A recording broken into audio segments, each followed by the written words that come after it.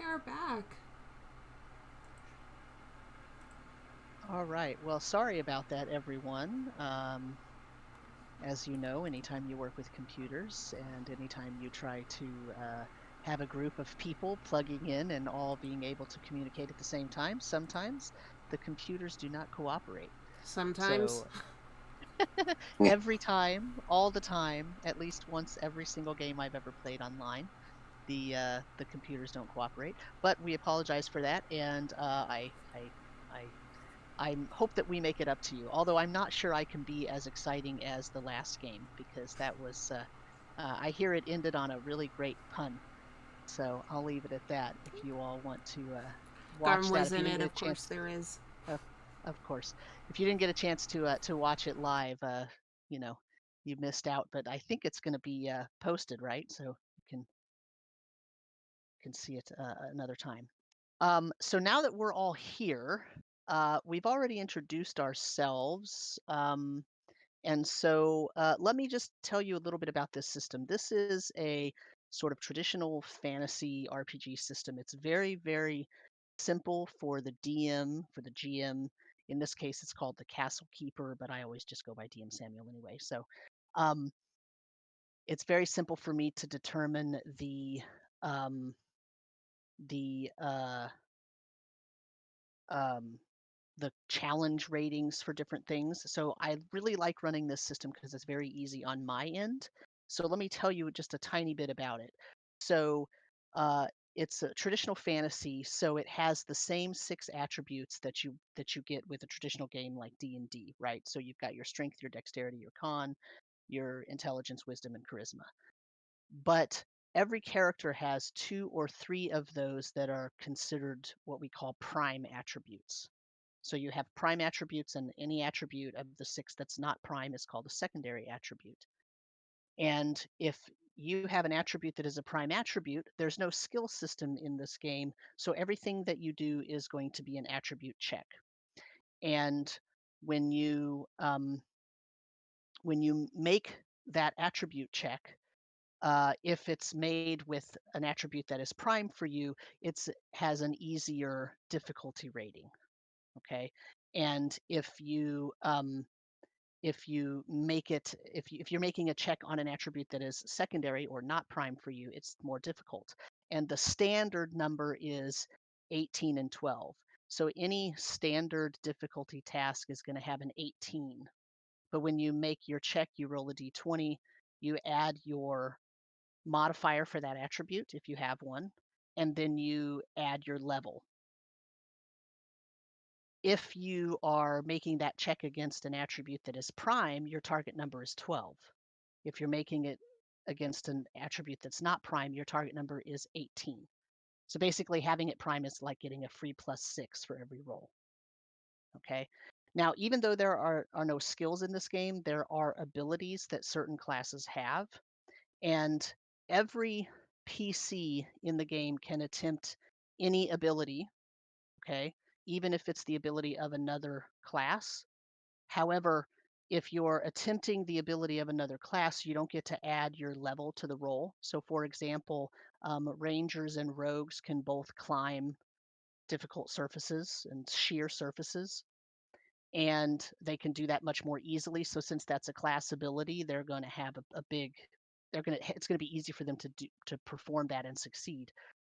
A wizard trying to climb a sheer surface is going to have a lot harder time, and they don't get to add their level, even if they're using a prime attribute, even if dexterity happens to be prime for them. Okay, so that's how even though there's no skill system, you can make some characters better than others at certain tasks. Okay, now each of you has a character that has particular class abilities and possibly some abilities that come from whatever species you are.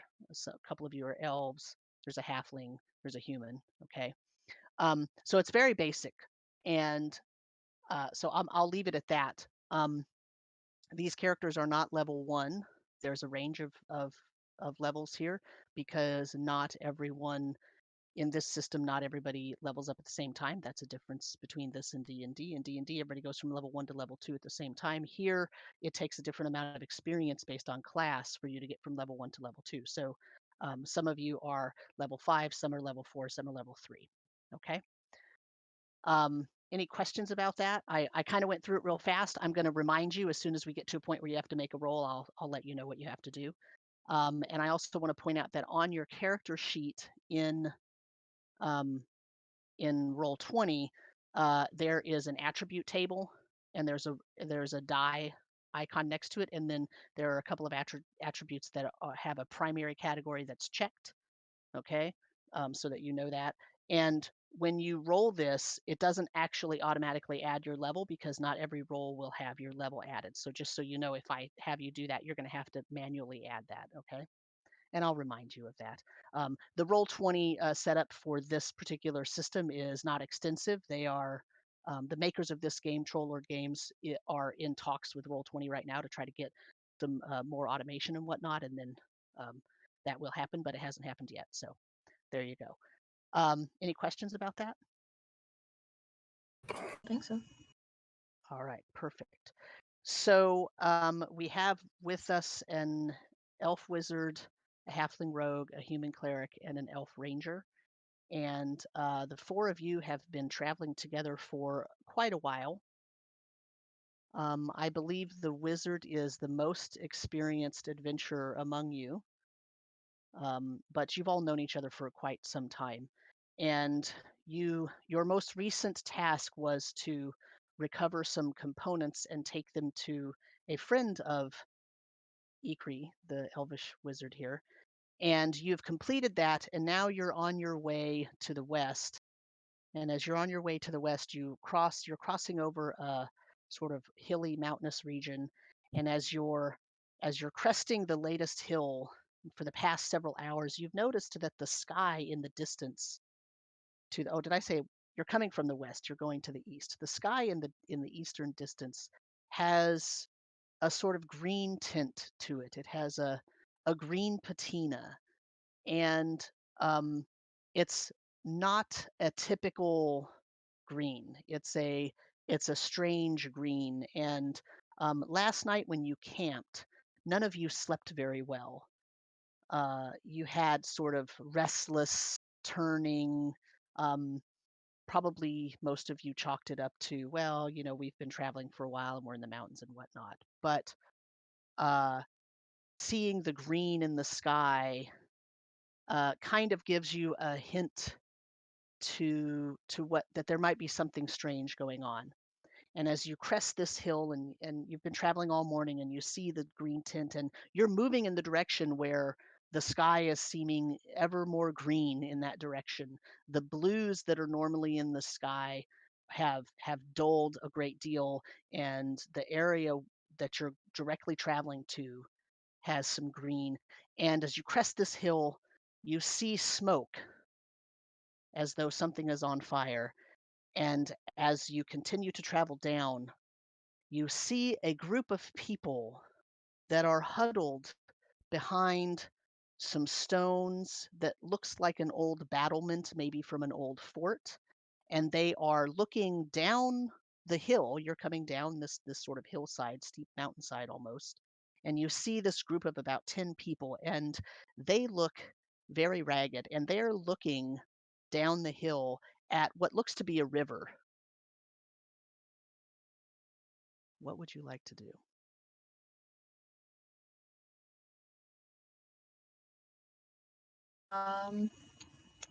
Seems a little odd, doesn't it?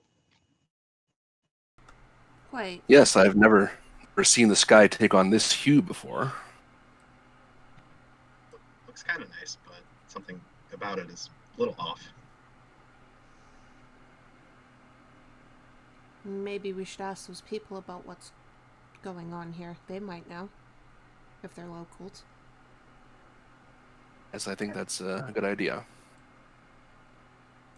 I'll go ahead and approach. Okay. Are you well? Are you okay? Are you trying to be silent, or you're approaching boldly? No, just Okay. kind of walking up and asking if they need help. As you walk up,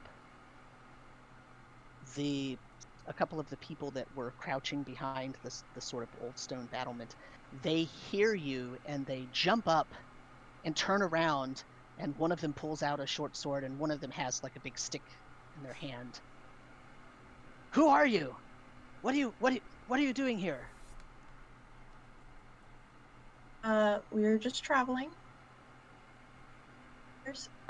We noticed the sky, and you kind of all huddled. You look, a little worse for wear. What happened here? Oh, thank goodness you scared us. We thought maybe you've been affected by the taint in the air. Do you see it? It is rather hard not to see all of this. Yeah, it's kind of obvious. Yes, well, our town, it has been overcome with something. It's it's the green sky curse. They've taken over everything. We had to flee. Who's taken over everything? Who chased you out of your town? It is some. They've been corrupted. They've been corrupted by Narhite. Who? Or should I say what? Narhite is a god of chaos. He is a mischievous god who tries to cause trouble that often hurts mortals. And the the locals here are blaming the green sky and whatever happened in their town on him. Well, trouble yourselves, friends. I am one of Corthane, and by his grace, her grace, their grace, I don't know the gender, by their grace, we shall set this right. Yes. Oh, thank goodness. Thank goodness, Corthane. You will go and you will fix it for us? Absolutely. Okay, well. And at that point, a sort of younger man steps out and he says, "Well, I'm not sure you're going to be able to. You don't look very powerful." Says the group that were wielding sticks. Well, these are all farmers and fishermen. You're just proving my point. Well, I'm curious how you're going to resolve our problems. You know what's over there. We haven't even told you. Well, I'm hoping you give us some kind of information. Not to mention, why do you think this is a god's doing? Well, because of the green sky. Do you not believe in the power of Narhite? I believe there are many gods. They all have their own powers, but this is nothing that cannot be overcome. Hmm. Please do tell us, when did this start happening and where did it come from? I'm curious why one of Corthane would be traveling with these two elvish folk and this one small person. It's a very odd combination. One keeps the company that they befriend and trust the most.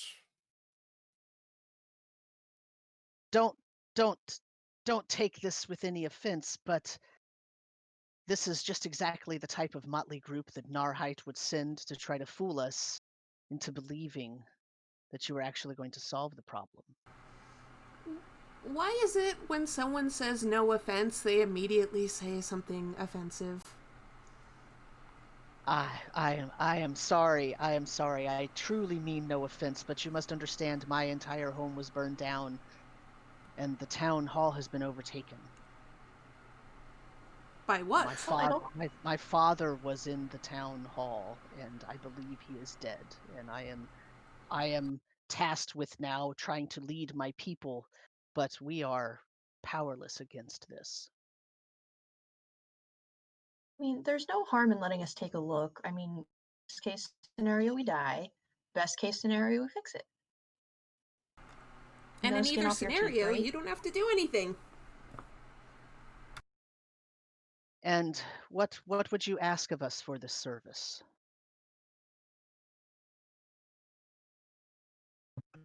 I'd like gold. Do you have a fee? Standard fee?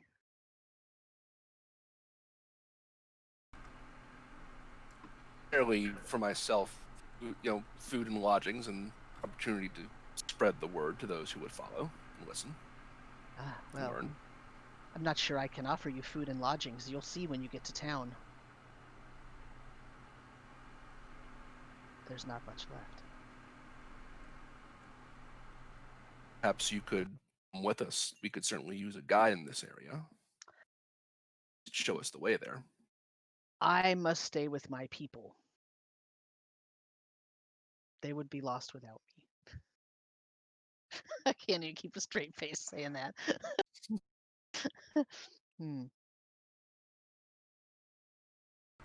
Well then, at least point us in the direction.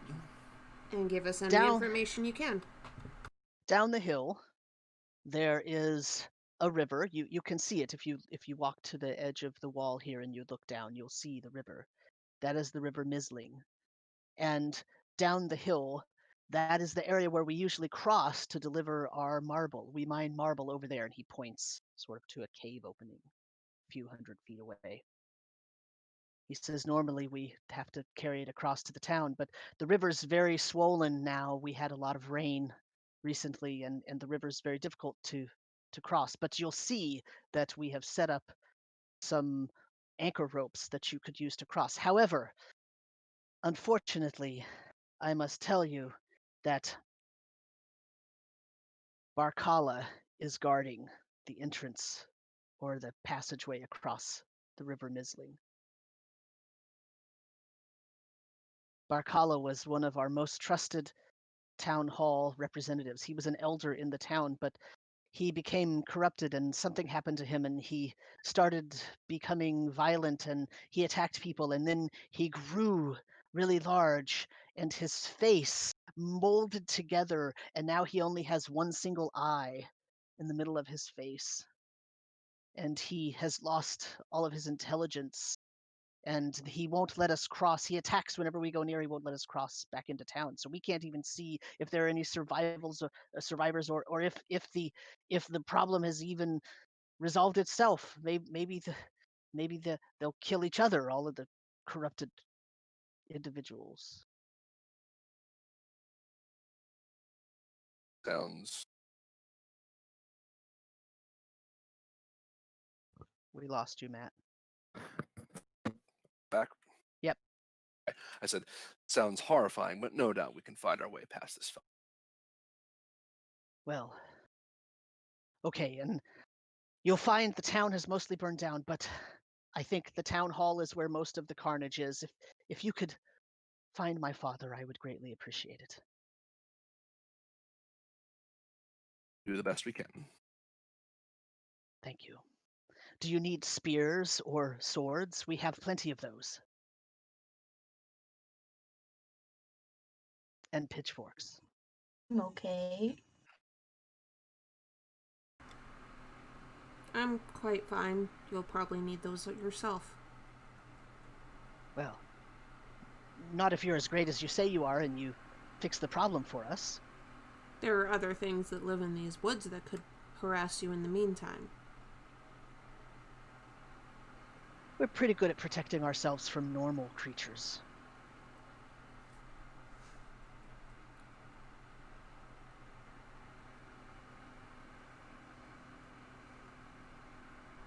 Well then, shall we? Lead the way.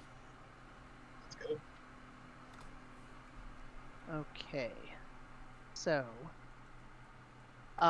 if you walk to the edge of the low wall that the people are crouching behind, you do see a large river that is several hundred feet down below. Let me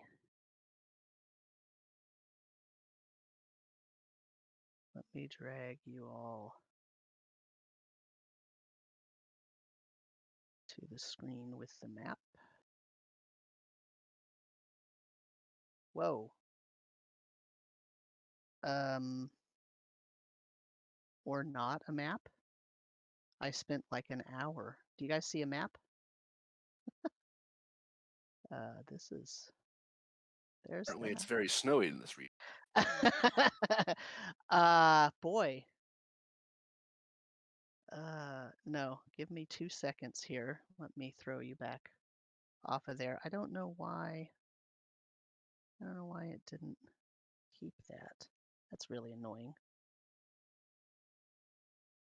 Crazy.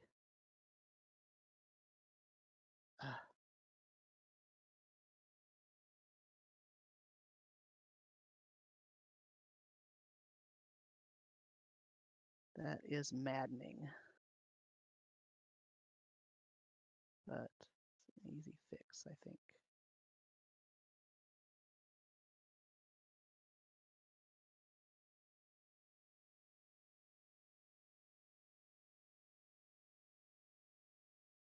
While I'm doing this, the one thing I don't know how to do on Roll20 is, well, other than apparently keep a map straight, the one thing I don't know is how to get your tokens from the front page to. Can select them all, like drag a square around them to select them all. And Did you copy program paste. them and link them to our sheet? Yeah, they are. Then we should be able to drag a new token onto any map that you have. Okay. You just have to go to where your character sheet is and in the journal and drag and drop, and it should show up. Okay.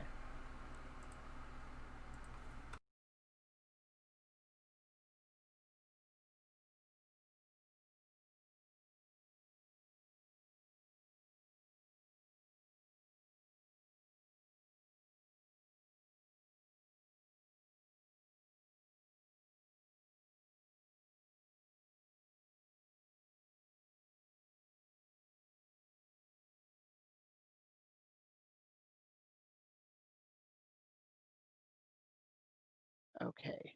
So now let me throw you over here and see if it'll show you the map, the non-snowy map. Hey! There we go. Hey, look at that. There we go. Okay. So let's throw your. So pull the characters, or here, let me copy the tokens. There you go.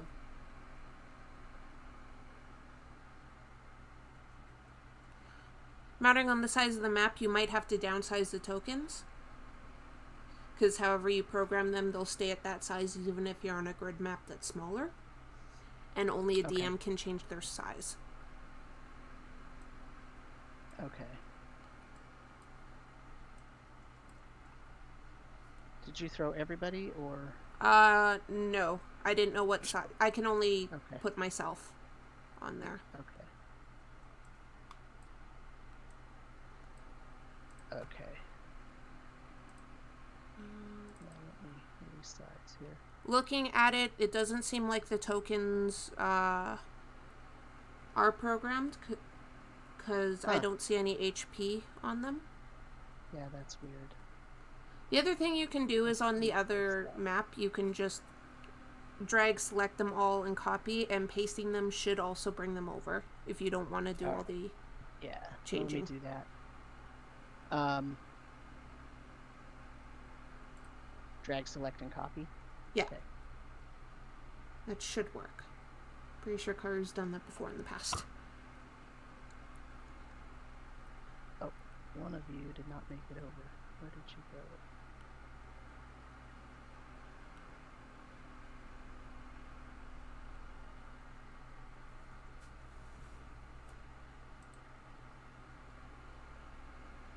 Alright, this map is huge. The reason the map is huge is so that you can see how big this river actually is. Yeah, it's pretty big. I think we can swim across it.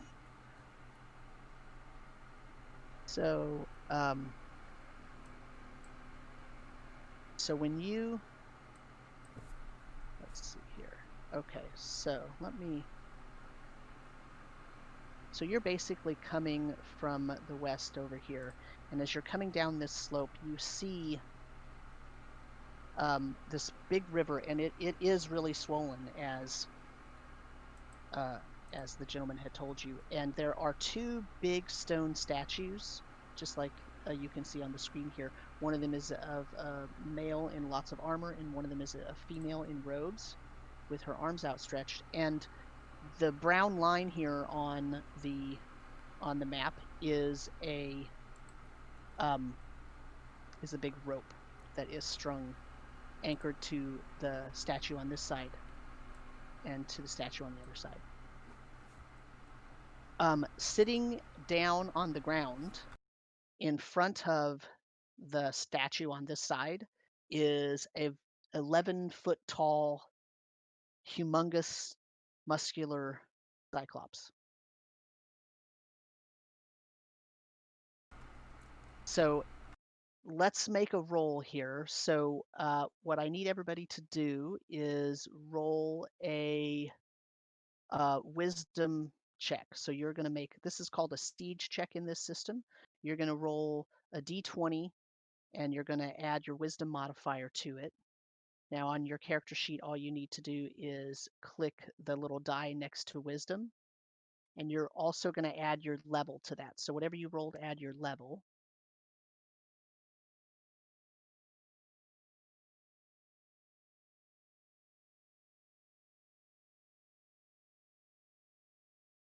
And if wisdom is prime for you, you need a 12. And if wisdom is not prime, you need an 18. So I'm not sure any of you Nope, succeeded. 17. I have a 12. I have a 13 total. Okay. And wisdom is a prime for you because you're a cleric. So Javier succeeded. Did Liheo succeed? I rolled a 16, and then do I add 4 because of the level, or is it flat 16? You add your level, so you rolled a 20, so you succeeded as well. Okay.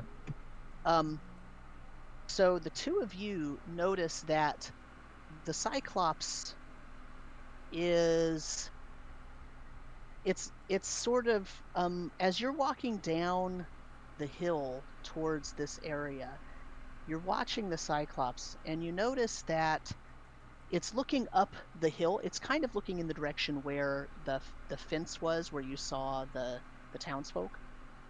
But it can hold its attention for about 5 or 6 minutes, and then its head starts to nod down as its eyes start to droop, its eyelids start to droop, and it almost falls asleep. And then after a few seconds, it sort of startles itself awake. And it takes you a while to climb down the hill. And so you see that happen a couple of times. As you get closer, you notice that that's actually what's happening. So Javier and Leheo noticed that. Just to be really keeping himself awake. I wonder if he was beset by the same restlessness that we were last night. That could be. I wonder if it's even got any rest since it's been turned. I mean, would you be able to rest if you suddenly were like that? No. I would definitely need my beauty sleep if I were that thing. I don't think that would help. Think we can help it along a little bit? Fall asleep and then sneak past it? Do you have an idea for making her fall asleep?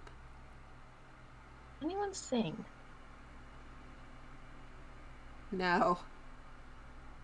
No, me neither. It'd be decent at it. Decent. I imagine I can carry a tune. We can maybe help one.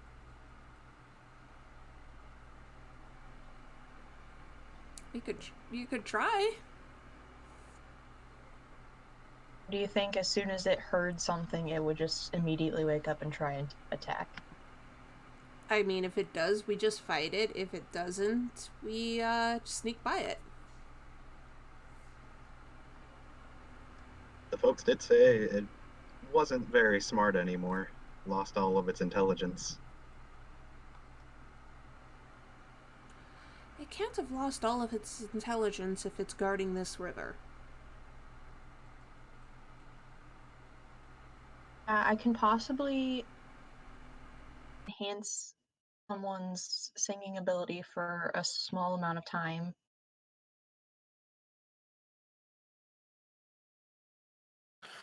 That's Right. about it. Do I know any kind of curses or magic that could turn a person into a cyclops like this? Do you want to roll me a wisdom check? I do not. Not with a knot. You know that Narhite is a trickster, and it's not beyond him to try to cause mortals to change their own behavior and hurt people around them just for sport. But you yourself have never really seen that. Those are kind of old wives' tales. Narhite is one of the older gods, as well as Corthane. Narhite is Corthane's brother. You know this. Corthane happens to be a good aligned god. He doesn't try to, cause people to hurt themselves or those that they live around. You know that the green sky myth or story, there are a lot of times in history where there's a green sky and weird stuff happens, and uh, it's sort of up to the individuals in that area whether they believe it's because of the green sky or that's just an excuse because they don't really know what happened.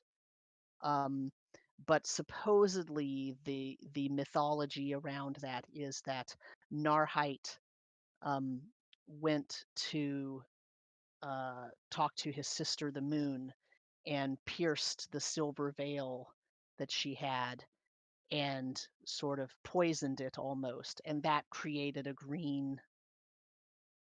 green mist in the air, a green tint to the air, and that is a maddening tint because it mixed Narhite's power with the moon power.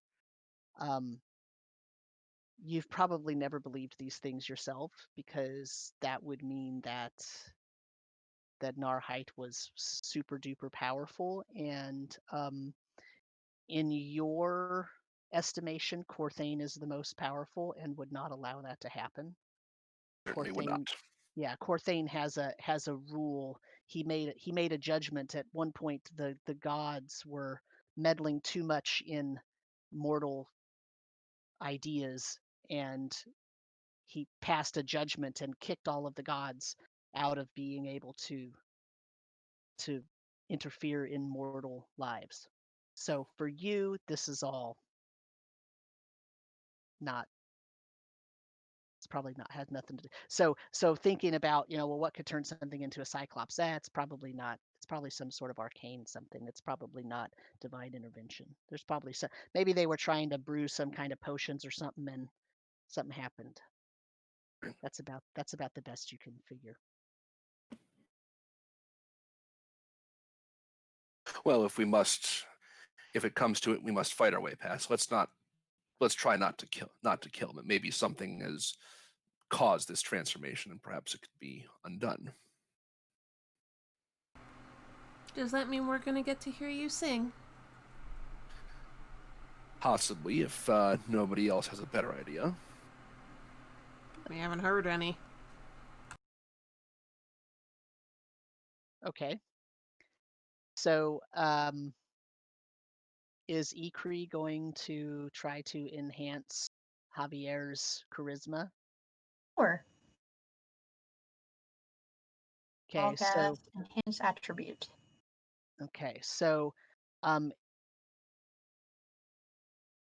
that is going to add a 1d4 plus 1 to his charisma. Is that correct? Am I remembering that correctly?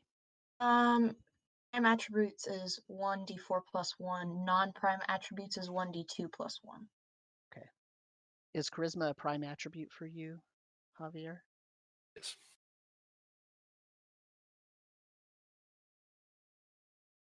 It is or no? Yes, it is. Okay. So Nina, do you want to roll a d4 plus 1?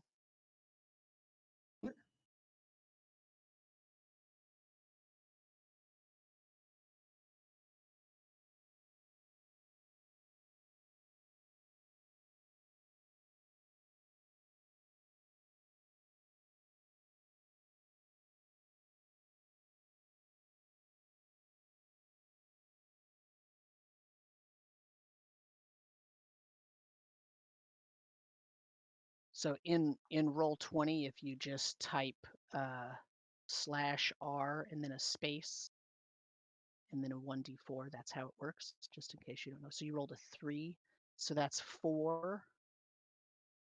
So Javier, your charisma went from a 14 to an 18.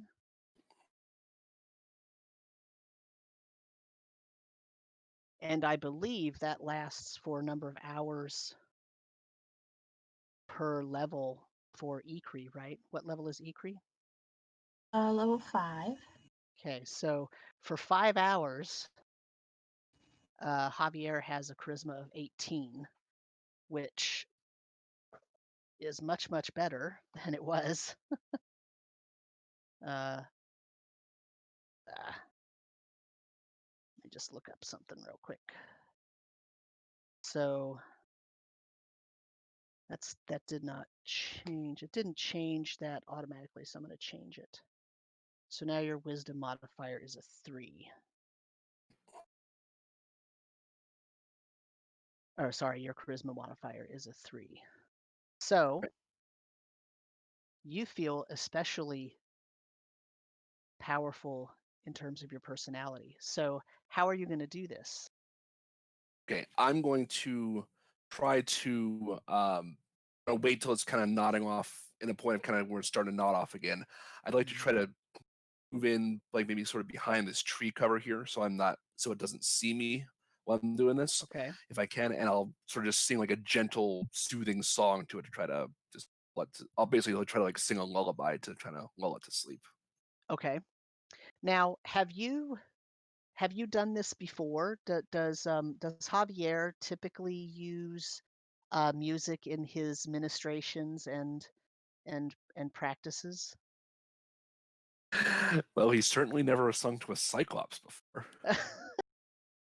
uh, I'm really asking because I'm.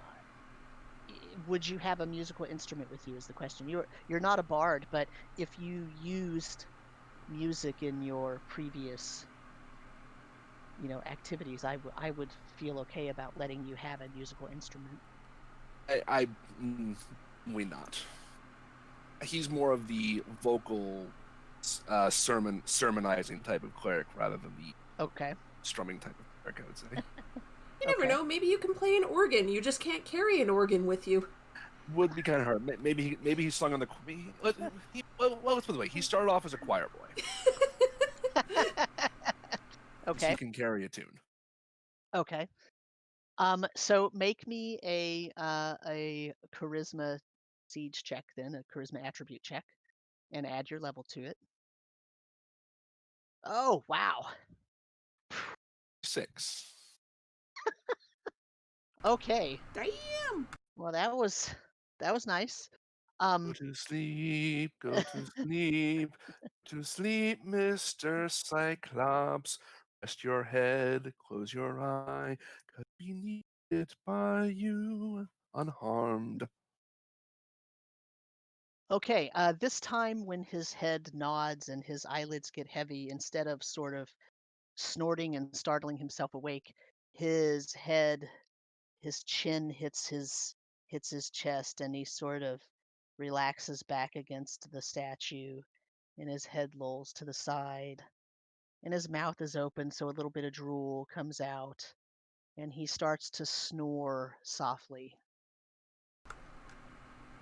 I'll just kind of watch him for a few seconds, and it looks like once he's sure that the Cyclops appears to truly be asleep, he'll just kind of wave back to that. He's like, all right, come on. Okay, well, he definitely is truly asleep. Now the question is, how are you going to get across the river? Sneak to the rope and swim across with it? How sturdy does this rope? Is it just like a single rope, or is it like a rope bridge, or? It is a single rope that is strung across. This is the widest part of the river when you look in both directions, you can see that it's the widest part of the river for quite a while. And it's a little shallower and moving a little sort of less drastically than when it narrows, it sort of goes into these white rapids kind of areas. So this is probably why they strung the rope across, because they are trying to set it up so that you could hold on to the rope sort of above your head and walk across and have one hand free. If the river is moving too swiftly, you can hold on with two hands and sort of walk across. Except for Lihio, who is very short. No. A little small. I apologize. Couldn't you just so the rest... wrap your legs around it too and just climb across it that way? Upside down inchworm? Yeah. You wouldn't get wet. So my question is, are you going to go one at a time? Are you what's your, the Cyclops is asleep, but it's not magically asleep. It's just asleep. So if you make too much kerfuffle, you might accidentally jostle it awake. Back up, yeah. I mean, if none of you want to go, I can go first. I mean, yeah, I feel like we should all kind of go simultaneously, take advantage of the opportunity. And then kind of just keep an eye on the person in front of you, and if they look like they're about to fall, grab them. And then maybe the halfling can sit on someone's shoulders? Yeah, or just boost me up. Someone can help, If I can get up, tie rope across, we can do some crazy things. Not very strong. We want to like a little rope chain between ourselves just to make sure that that was stay on there. I mean, I will point out, regular villagers and miners seem to go across this. We should be fine. But the thing you have to worry about is the Cyclops, and as long as we don't wake the Cyclops, we should be fine. Yeah, that's true. You should get going. He's probably not going to stay asleep for too long. Yeah. Yeah. Let's go. I'm going to move forward. Okay, now are you going to try to move silently, or yes. You're just going to... Okay, just checking. So I will need a dexterity check from you. I will say, as an elf, I can move up to 1/2 normal speed with no penalty. Mm-hmm. Mm-hmm. And as a ranger, you're actually pretty good in the wilderness. It's literally the exact same thing. Yeah. So you're actually going to get a +2 to your roll then, along with your... You're going to roll it. You're going to make a dexterity attribute check and then add your level and a +2. Okay.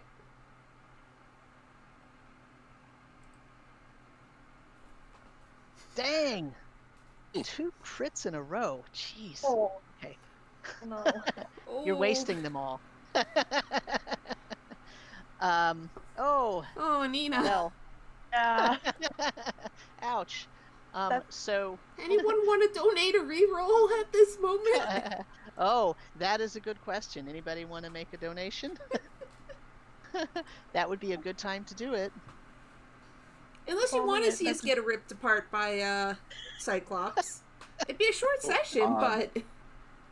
Can I cast silence in the area where the Cyclops is, so don't make any... You could, if you want to, if that's on your spell list, sure. It is. Yes, if you want to do that, you can do so. But somebody's buying a reroll for Nina, so maybe you want to wait, not use that okay.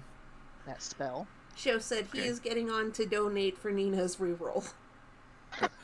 Okay. Thank you so much for blessing. Yeah, because that roll. Okay. That roll is territory of you tried to walk down there and you trip and fall into the lap of the Cyclops. That's what that is. Okay, so Show actually donated $20, Sam. Oh wow. Okay. So Show, is that a reroll, one reroll for each player? How are you splitting this up? Because you didn't say much in your comment.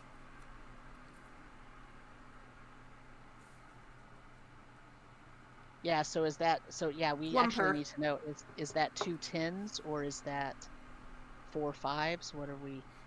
4 $5 donations. Okay. One reroll for each player. Okay. Sounds good. All right, so Nina, you want to do that reroll? Swear to God, if it's in that one. That's the only way you could do worse. Much. Hey! Oh, there we go. Okay. Now, is Corrigan starting to cross, or are you waiting for everybody to sort of make their way down? Considering we don't want to crowd around the Cyclops, Corey is going to start going across. Okay. She's not trying to go too fast. It's more of just still trying to be relatively quiet. Mm-hmm. Okay. Who wants to go next? I'll start to make my way over as well.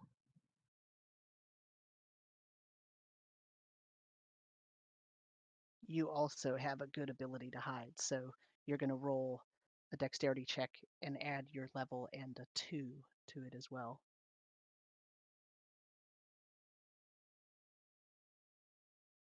That's going to succeed, I believe. That is a 19. Yes. If I'm doing my math right.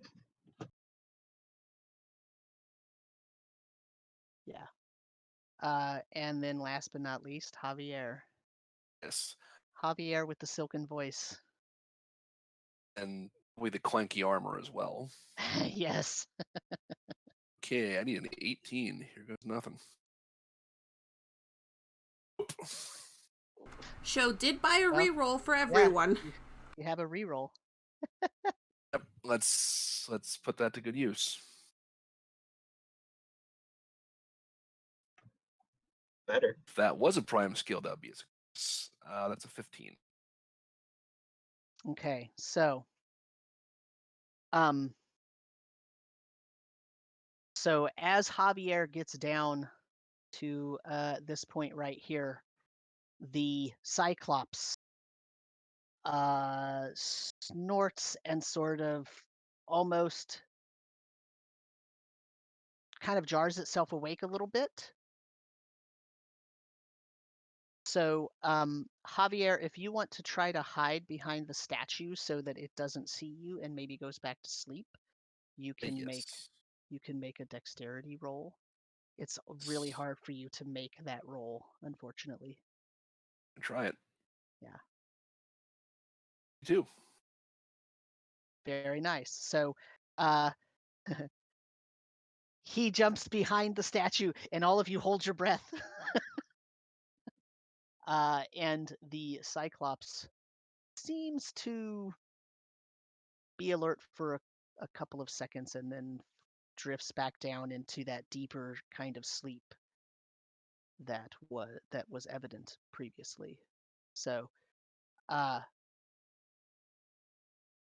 now you're all, so Corey sort of started to go across already just so that you could all fit in here, right? Now, going across this, I need to know the strategy that each of you are using. You see that there are some rocks in the bottom of the river at certain places. So are you going to try to rely on your footing to try to hold on to the rope and sort of pull yourself across and just use the rope as more steadying you and rely on footing? Or are you going to try to kind of go as fast as you can and keep your balance and use the rope as sort of how it as sort of a direction for you to just hold onto that rope and go across as fast as possible? In other words, mechanically, what I'm asking is, are you going to more rely on your strength, or are you going to more rely on your dexterity to try to use this rope setup to get across? Strength. X. Okay. Strength. If I rushed, I'm likely to fall in and sink like an anchor. Okay. And so what about Lihio? I was gonna ask, am I able to use Dex because of the short, or am I gonna have to rely on strength here? Well, it sort of depends. That's kind of why I'm asking. Are you gonna upside down inchworm across the thing? Or are you gonna try to like make it through the river, just kind of letting everybody? I'll try and go upside down. Okay, that's gonna be strength for you. We'll give it a shot. So that means that the person going the fastest needs to go first. So that's gonna be Ikri, because you're the only one using Dex. Everybody else is using strength.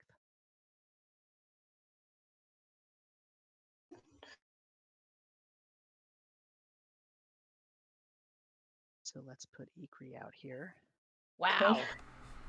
Go, Nina. Man, roll 20 is just full of crits today. Man, that is amazing. Okay, what is Ikri's movement? Ikri's movement is Probably 30. Yeah. Okay. So you can get pretty far out here. So let's move on to who wants to go next? I can. Okay. So go ahead and give me a strength check. Okay.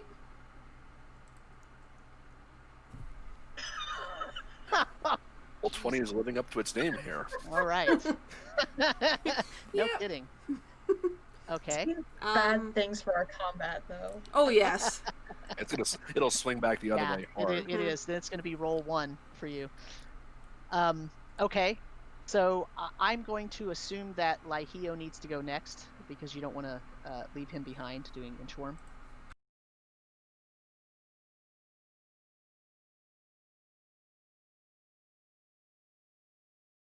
Is that prime for you?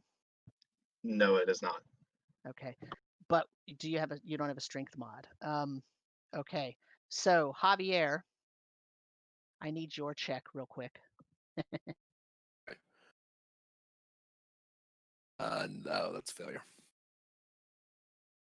Okay, so Ikri and Corey, when you are both about 30 or 40 feet from the shore, from the edge of the river, the bank of the river, can't talk today. You feel the rope get a little tighter because Lihio gets on there and tries to do the inchworm, and then you feel the rope kind of all of a sudden get really loose as Lihio is still trying to inchworm and loses his grip. So, Javier, you might be able to catch him. Yeah, try to reach out and grab him if I can. Okay. And Corey, you're probably close enough and fast enough that you could try to go for him as well, but you got to tell me before Javier rolls.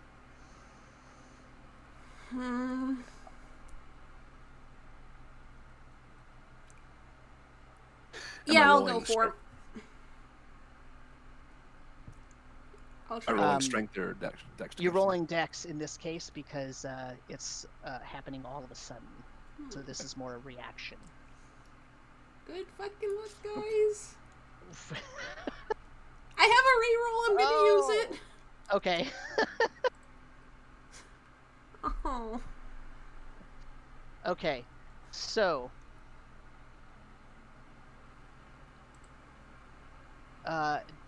Is Dex prime for Corey?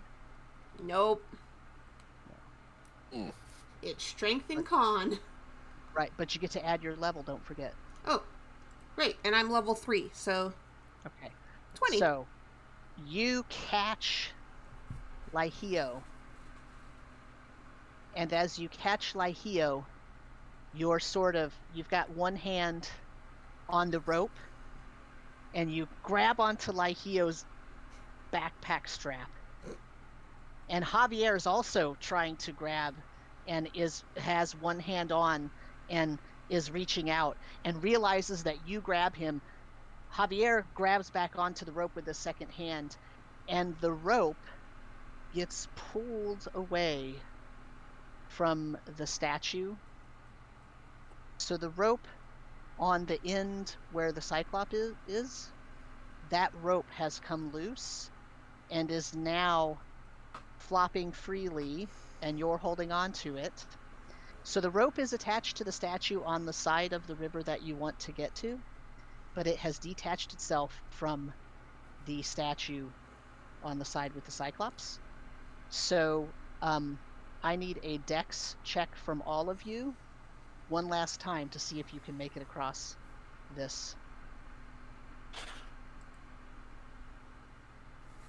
Rip! I was too distracted trying to help the halfling. Oh, I'm sorry. This is all your fault. I know, you don't have to say it. Too bad I want to. Okay, so you are all now soaking wet, but you manage to drag yourself across this river, the rope bridge, the rope helper line, guideline, whatever you want to call it. It wasn't much of a bridge, is flowing freely, but you all make it to the other side. You are soaking wet, and you woke up the Cyclops. Oh. Of course. And you see it stand up and stretch and hear you, and it sort of yells and picks up a humongous club. It's not even really a club, it's more like a big giant tree branch or something, and it starts yelling at you.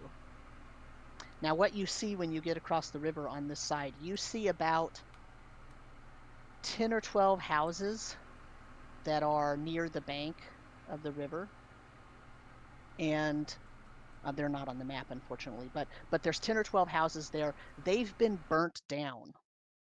In the middle of this group of houses is a 2-story building that has not been burnt down. It is partly made of wood, and you can see scorch marks on it, but part of it's made of stone. It's 2 stories. It has a couple of windows at the top, and it has a double set of double doors at the bottom. You also see that there is smoke coming from you see that there's smoke coming from something that's in the forest. There's a forest right behind these 10 or 12 houses, and it's pretty obvious that they built some houses in amongst the trees back there. So some of those houses are probably on fire. You smell that. You smell the burning sort of houses and wood. So there's 2 problems with this as you see it right at the moment. The first problem that you have right now is the Cyclops is awake and starting to look like he's going to try to ford the river and come across. The second one is that's a humongous forest, and there's something burning in it, which means there is the danger of a forest fire, along with what they said was in the town hall.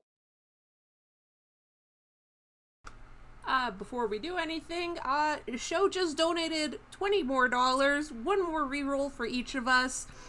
Nice. Apparently he doesn't want us to die too early. Thank you, show. I appreciate that very much. Really what it is he saw that the tide is turning on those dice, and if you have a combat right now, it's probably going to start rolling ones. Yeah. Hey, Sam, I have a question for you, because I can't see it. Yes. What is the range on a bow? A short bow? Just so I know. The range on your short bow... Why do I not? Oh, because I didn't put it in there. The range on your short bow is 60 feet. If you go, you can also do between 60 and 120, but then you're at a -2 to hit. And between 120 and 180, you're at a -6 to hit. So you can go up to 60 with no penalty. Okay, but I could technically shoot this guy right now. I just have a -2 penalty. Correct. Okay, good to know. Just wanted to make sure. So what would you all like to do? That's the question. You have three pending issues that are simultaneously crossing your minds. Can anyone make it rain?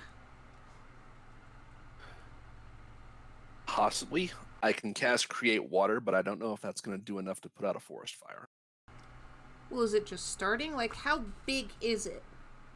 So you're far enough away that you can't tell if the forest is actually on fire or if it's just some of the structures that are in the forest, that have been built in the forest.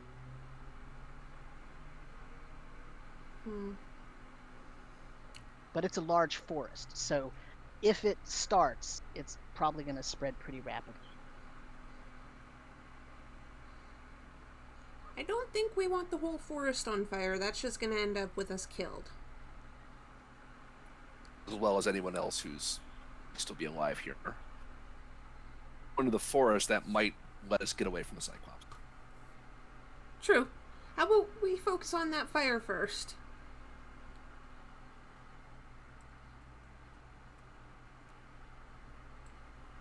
Any objections? No, I don't think so. That's a really good idea. Yeah, I can agree with that. Okay. So, so you're going to basically turn and run away from the Cyclops so that it hopefully doesn't follow you all the way into the forest then? Basically, yeah. And if it goes into the forest, we'll hear it. It's going to break a lot of stuff. Yeah. Okay. So you do that, you run up this sort of other embankment, you run through the town. So here's my question. Are you going to run through town and go by the 2-story building, or are you going to run around that and try to go into the forest sort of in a roundabout manner?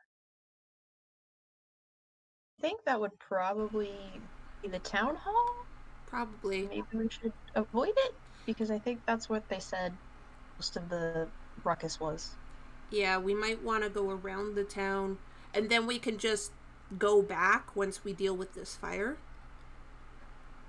Because we might, get the attention of everything in the townhouse while a Cyclops is also chasing us while we're trying to deal with a possible forest fire.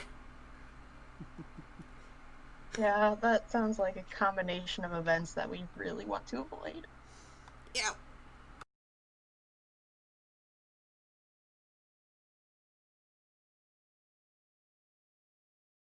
Try and move quietly through trees around the building. Okay.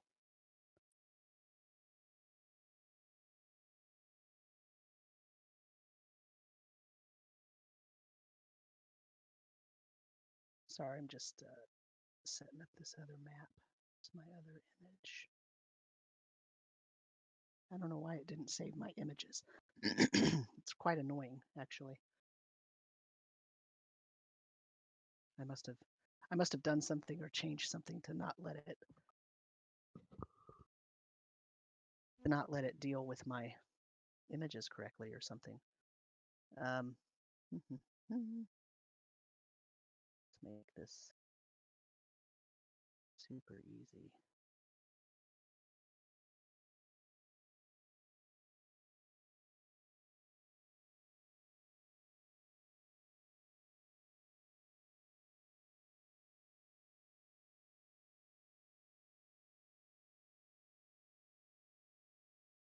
There we go. Nope, that's not it.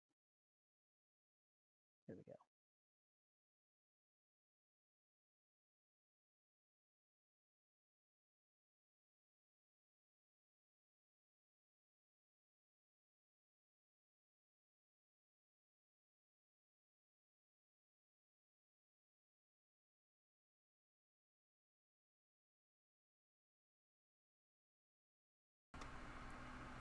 Okay, so you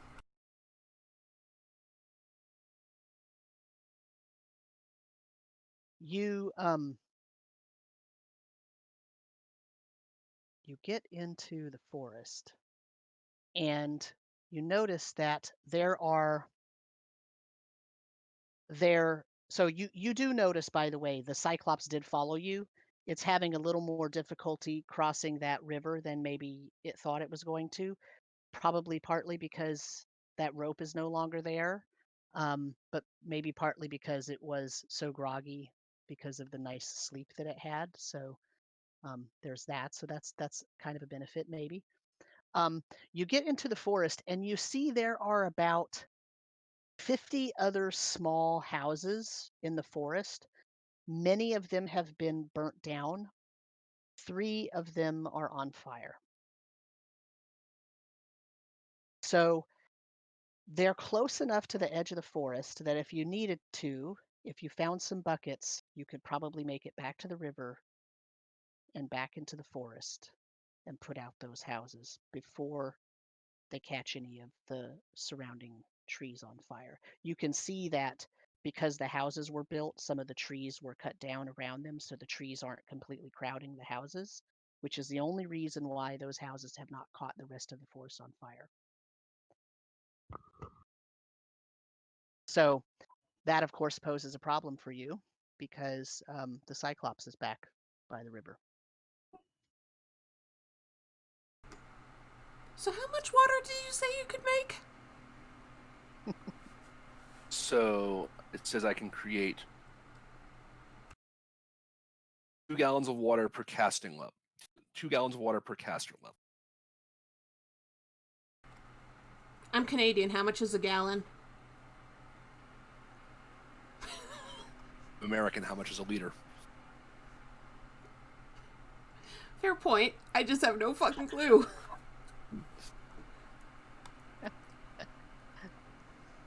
I have a V's. Oh, okay, thank you. That's like the only measurement I can think of. A gallon is almost 4 liters. Liters. It's like 3.8 liters or something like that. Okay. That's not a lot of water.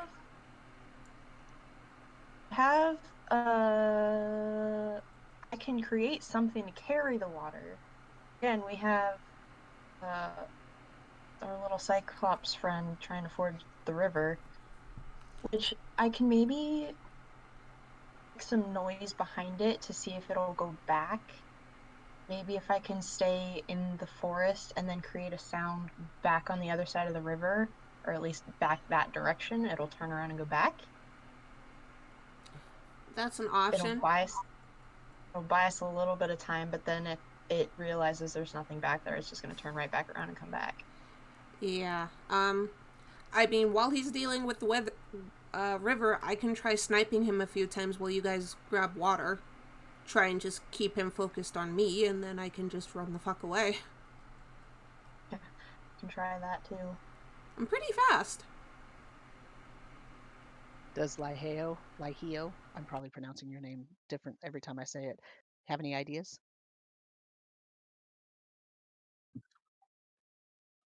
I do like the distraction plan, except I can also distract if necessary. I can make some noise and I can probably outrun this fella as well. So got 2 on distraction and 2 on putting out the fire. That could work. Worst case scenario, if he gets too close and we really feel like he's a threat, we can all just kind of hammer away at him. Yeah, and then deal with the leftover fires after. But at least there doesn't seem to be signs of it spreading yet. Mm-hmm. Are the houses like all right next to each other, or are they spread? The 3 on fire are the 3 closest together. The other ones are more spread out. It's as if someone set those on purpose. Okay, well, yeah, I'll help with the bucket plan for now, and if things get out of control, I can just do the create water. Okay. spell. What kind of a bucket container are you going to look for one? Are you going to create one? Are you going to what's your plan there? I'm gonna cast floating disc. Okay. And how much weight does that hold? 1,000 pounds. Okay. Gallons of water, though. How many? Gallons of water. Okay. Okay. So you reckon that let me look up something real quick.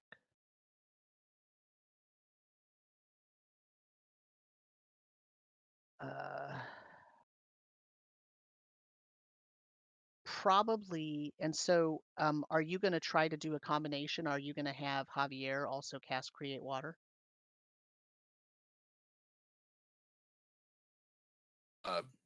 Yeah.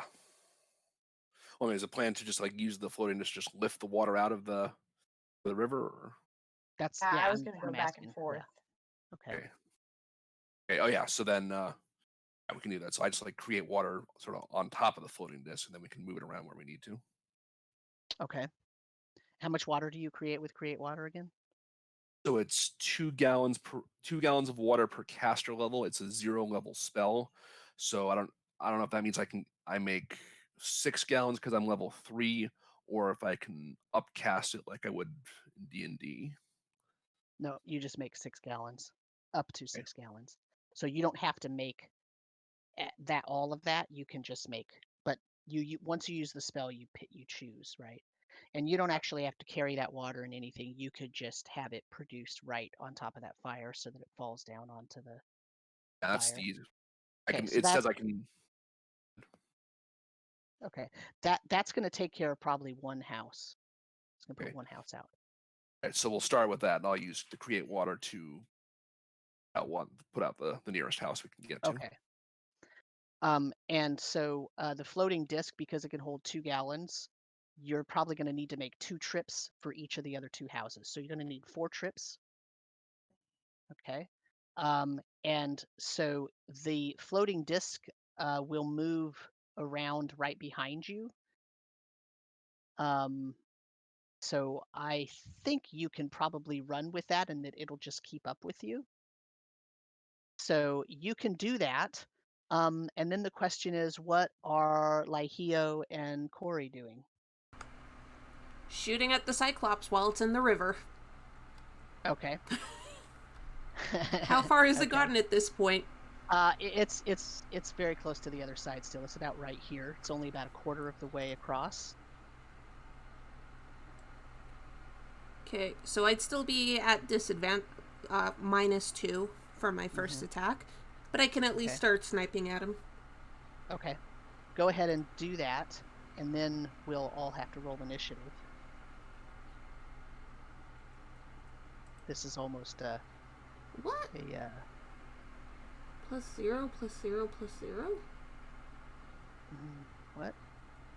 Oh, because it's so on your character sheet, you'll notice that it has spots for modifiers, miscellaneous, or magic. Right, and so it should be rolling you a d20 +3 or d20 +2 +1. That's really weird. What did it do? That's... Oh, you know what? It rolled damage. Oh. Huh. It didn't roll your hit. So the first one should be the 2 hit. There you go. Okay. Let me see if that hits.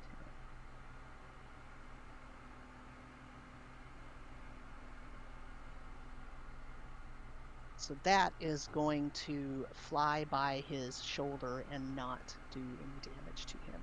Okay. And now we have to roll initiative, though. Okay. because now we need to keep track of who's doing what when. So initiative in this game, each combat round is 10 seconds long, and initiative is a D10 roll, highest goes first, and we re-roll every round. So that means it's possible for somebody to go twice in a row if they went last in one round and first in the next round.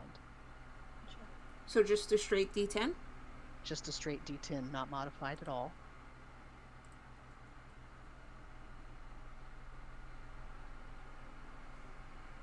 Hey, if you have to roll a 1 on something, initiative's probably your best bet. Yeah, that's So pretty true. So it looks like Javier got an 8, and the Cyclops got a 7,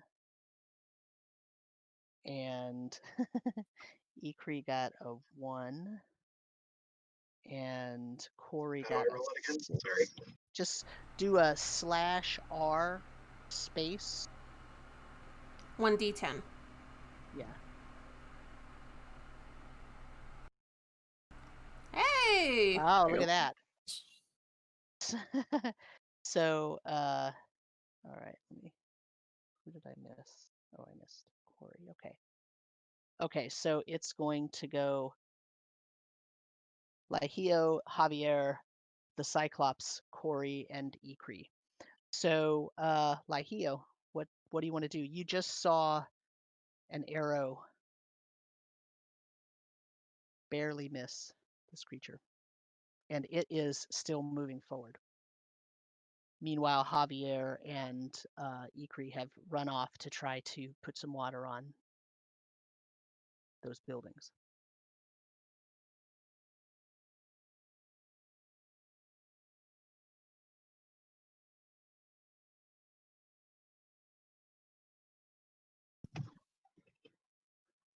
Just checking. For thrown daggers, do I only have one dagger, and when I throw it, it's gone? And let me check your sheet here.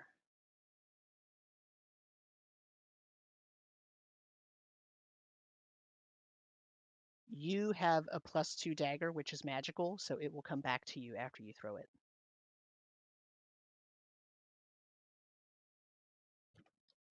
Okay. I might try that. Because it's fancy. You also have your crow cloak. My players are going to accuse me of always having a crow in my game now.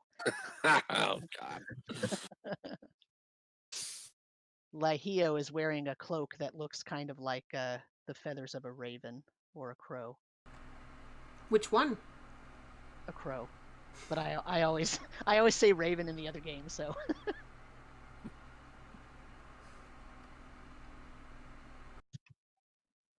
What is the range on the cloak?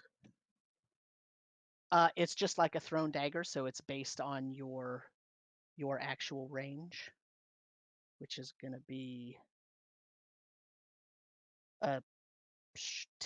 15 feet range for you. So yeah, not very far.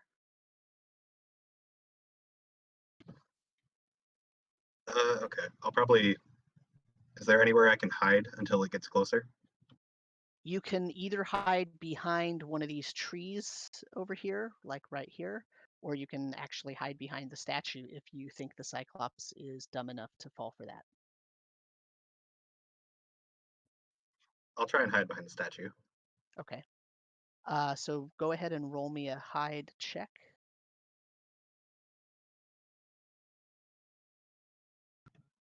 How would I do that? That's going to be a dexterity attribute check, and then you add your level and a +2.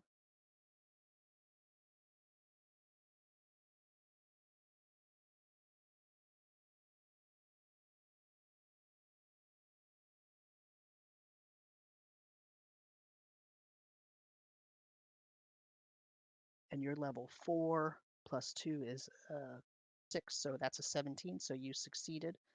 So, excuse me. So you are now behind that statue, and you are almost invisible. If Corey looks around, she's going to be like, what happened? Where did my little buddy go?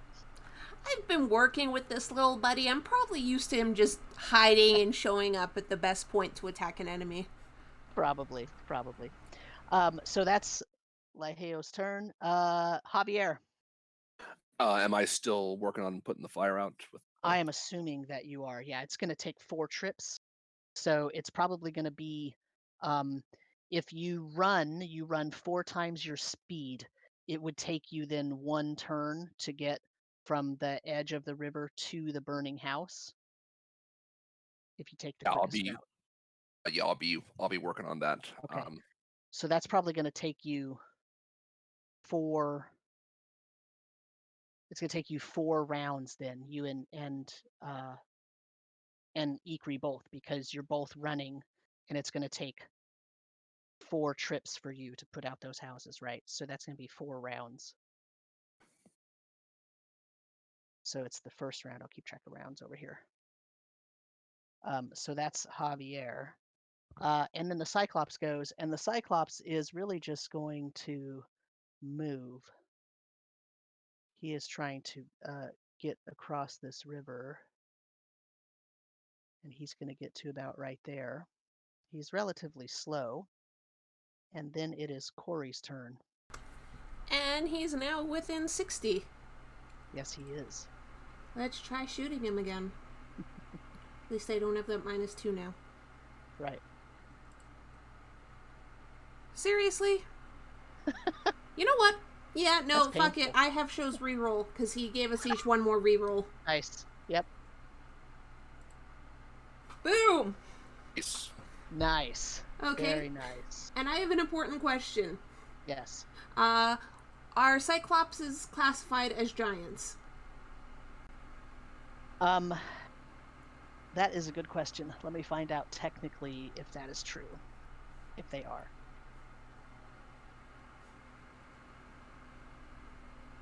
Because all I have is it says giant ogres and the like, so I don't know if Cyclopses are classified as giants. They are not. Really? Well, a normal one is.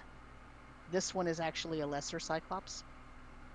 So he is technically classified as just a humanoid. Oh, he's still classified as a humanoid, though. He is a humanoid, though, yes. Cool, so that still works for my combat marauder thing. So that means I will get a +3 to my damage. Okay, excellent.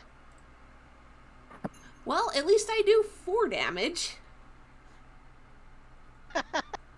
Oh, jeez. It's better than 1. It's better than a miss. Yeah. Okay. So that is Corey. And Ikri, you are going to use your turn trying to put fires out, I'm assuming. Yes. Okay. Running, and I get back to the river, and I'm like, you guys are doing good. Keep it up. Just keep shooting at him. We're almost done. And then I run back. Nice. Okay. Also, I sort of didn't tell you that combat is much more simplistic in this. It's meant to go fast and just be over, which is why you only really get 1 action. If you want to move and attack, you can do that, but you can only move up to half of your regular distance.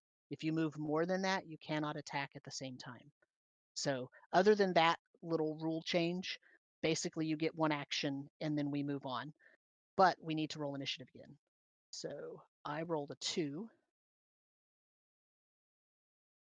which sucks.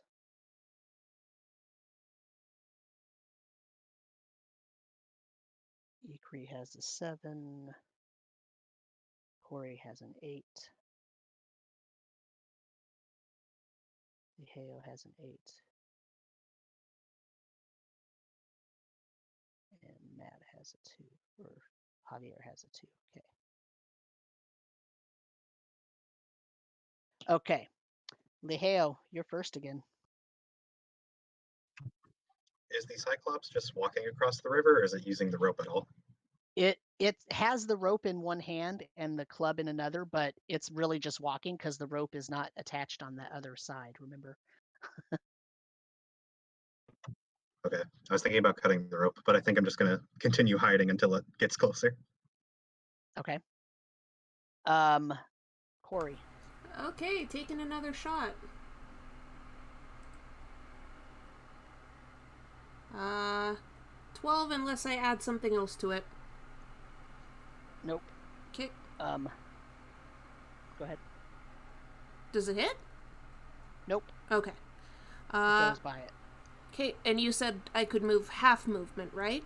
You can move half of your movement. That's correct. Cool. I'm just gonna back up. I didn't mean to do that.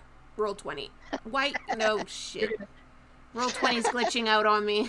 Yeah, you're gonna go out and wade out into the water. No. Yeah, no. So 1, 2, 3. I'm guessing the squares are 5 feet each? Yeah, they're 5 feet. Okay. I'm just gonna back up 20 at least. Just get a Okay. bit farther away from the shore. Keep my distance. And I'm done. Okay. I am assuming that Ikri and Javier are both still putting fires out. Yes.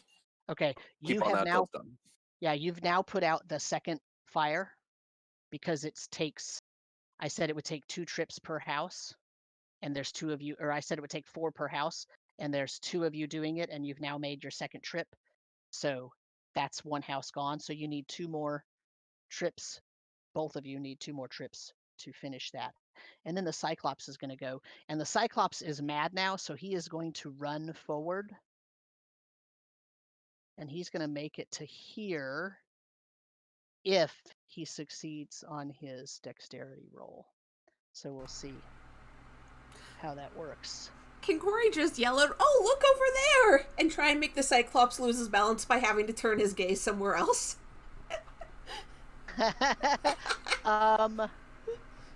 Just if he rolls garbage, it actually does something. Yeah, let's see what he does. Oh, wow. No, he's angry. He's angry. He was more paying attention to trying to get across through the water than he was paying attention to you. So he actually took his eyes off of you for a moment. He took his eye off of you for a moment. So if you wanted to move again, you could have a free movement if you wanted to move away or try to hide. Cool. Because he was no longer looking at you. How far away is the tree cover? About 30 feet. Cool. I have a speed of 40. Excellent. So, oh yeah, you have nice boots on. Yes, I do. And if I remember correctly, as long as he's not paying attention to me, I can try and conceal myself because this is wilderness. Yep, it is. Cool. Go ahead and make that roll. That's a dexterity roll. Yes, it is. So plus 3 for my level, right? Right. So 18. Excellent. Yes. So he finally makes it across. He splashes angrily through the river. He's grunting every time he takes a step, and he gets across and he kind of throws down the rope. You know, it's kind of the part of it's in the water, so it's just kind of sitting there. He kind of throws it down, even though it doesn't really do anything. And then he looks up and he doesn't see anybody. And he goes, "Argh!" And he gets really angry, and he puts the club in his mouth and he goes, "Ah!" And he gets really pissed off, but he just stands there waiting until, somebody comes out. He's just yelling "Ah!" at you to try to get you to come back out, because he has no clue where you went. And then we roll initiative again. And I rolled a 3.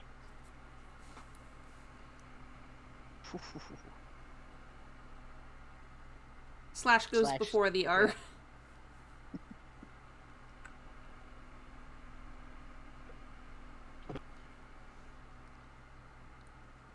So it looks like we've got a 6,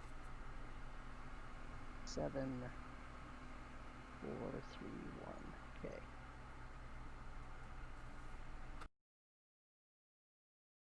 It's easier to use also like the dice roller on the top left corner. Oh yeah, I always forget about that. Okay, so it looks like we've got Corey is going to go first, then Liheo, and then Javier, the Cyclops, and Ikri. Okay. I was curious what was going to happen, because if Javier and Ikri came out before the two of you showed each other again, then the Cyclops would probably go after them. Yeah, I'm really glad. All right. From my hiding spot, I'm just gonna take a shot at him. All right. Let's see it. Come on, dice gods. There you go. Ha-ha. Roll me some damage. 4 again. Oh, man. I have a plus Okay. 2 to plus 3 to damage. That's the only reason I'm not doing 1. But now he has 2 arrows sticking out of his arm. Yeah. And he looks down. He kind of looks down, and he tries to take one of the arrows out, and he can't take it out. And now he's really pissed off. Liheo, I think he's probably close enough to you that you could step out and throw a dagger if you wanted to, or you could wait for him to move again and try to get behind him.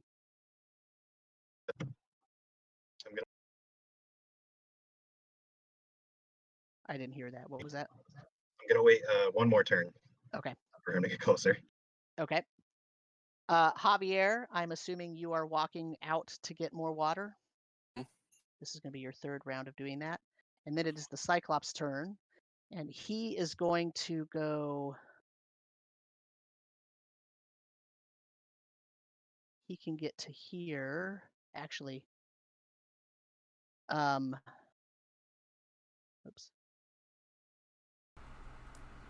Hey, big guy. He is going to try to swing his club at you, but he's a little far from you still. He could almost not make it to you. So I'm going to give you a dexterity saving throw.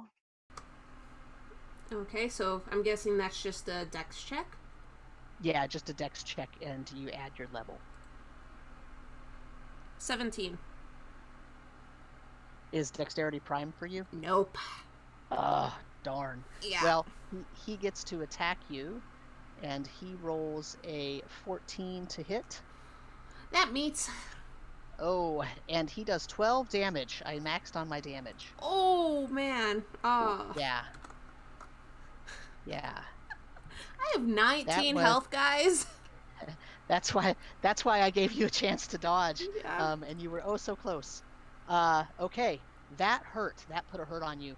And he sort of holds his club up and goes, ah! He's really super happy about hitting you. And then that's the end of his turn. Ikri, I'm assuming you are doing your 3rd trip out of the forest to the water? Yeah. She's worried now. I'm worried. And then we roll initiative yet again, one more time.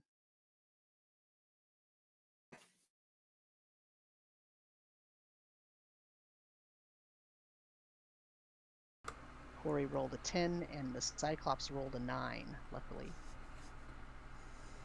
Yeah, luckily. How is he looking? Just annoyed, I'm assuming? He's looking pretty annoyed, yeah. He's obviously tired, kind of fatigued. Like, you could tell he's not maybe moving at his full capacity, but he does not really look injured. He does have 2 arrows sticking out of him, but they don't really appear to be hindering his abilities very much. Cool. Yeah. Who am I missing? Oh, Javier. 1. Oh, wow. Okay. So it's going to go Corey, Cyclops, Ikri, Liheo, and Javier. So Corey, what are you going to do? If you want to disengage with him, you can do so without provoking a retaliatory attack, but then you can only move half your movement away. Show just sent another donation with the comment of be healed. He sent $20 again. Nice. Okay. So, do you want me to roll that first? Sure, if you would like to take it now. Oh, fuck yeah! You can do so. Woo! Excellent. Nice. And you maxed it. Okay, perfect. Yes. Okay. See, there you go. Now you can decide what to do. Yeah. And you know what? This guy hit me. I'm gonna try and hit him. Excellent. I'm gonna question: does switching weapons is that an action? You're just basically slinging your short bow and pulling out your longsword. Cool. I'm switching to my longsword and moving in. All right, let's see it. Come on, dice roller. Oh, there you go. Nat 20, does that do anything in this There system? you go. It's going to double your damage. Come on, let's not roll. Does that include the +3? Yes, it will double. You roll and you calculate and then you double everything. Okay, come on, roll decent.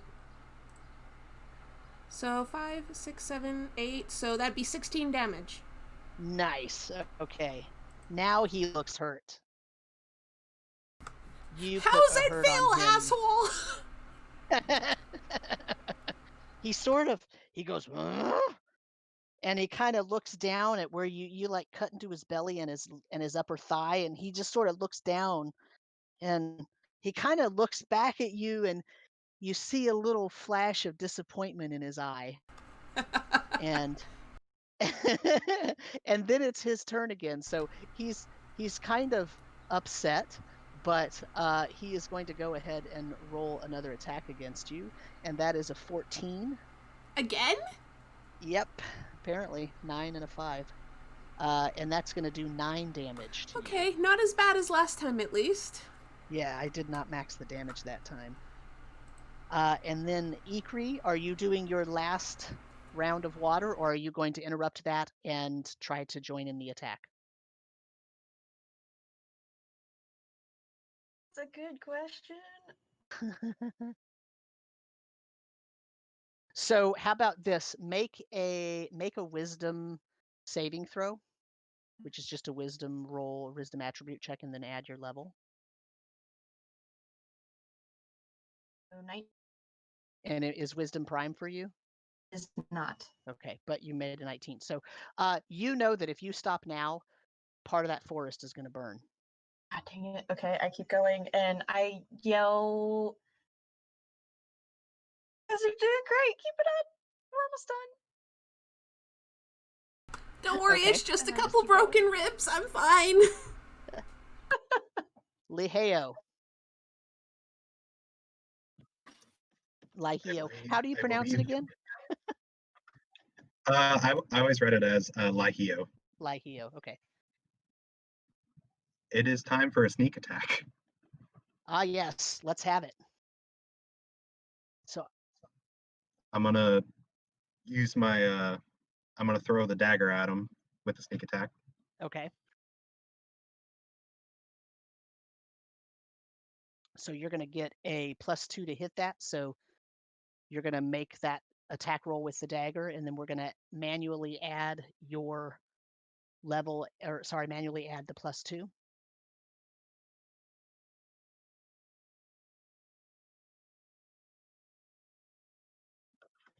So 19. Very nice. That definitely hits. Or, So you're no, gonna do the damage, and then you're gonna add 4 to the damage.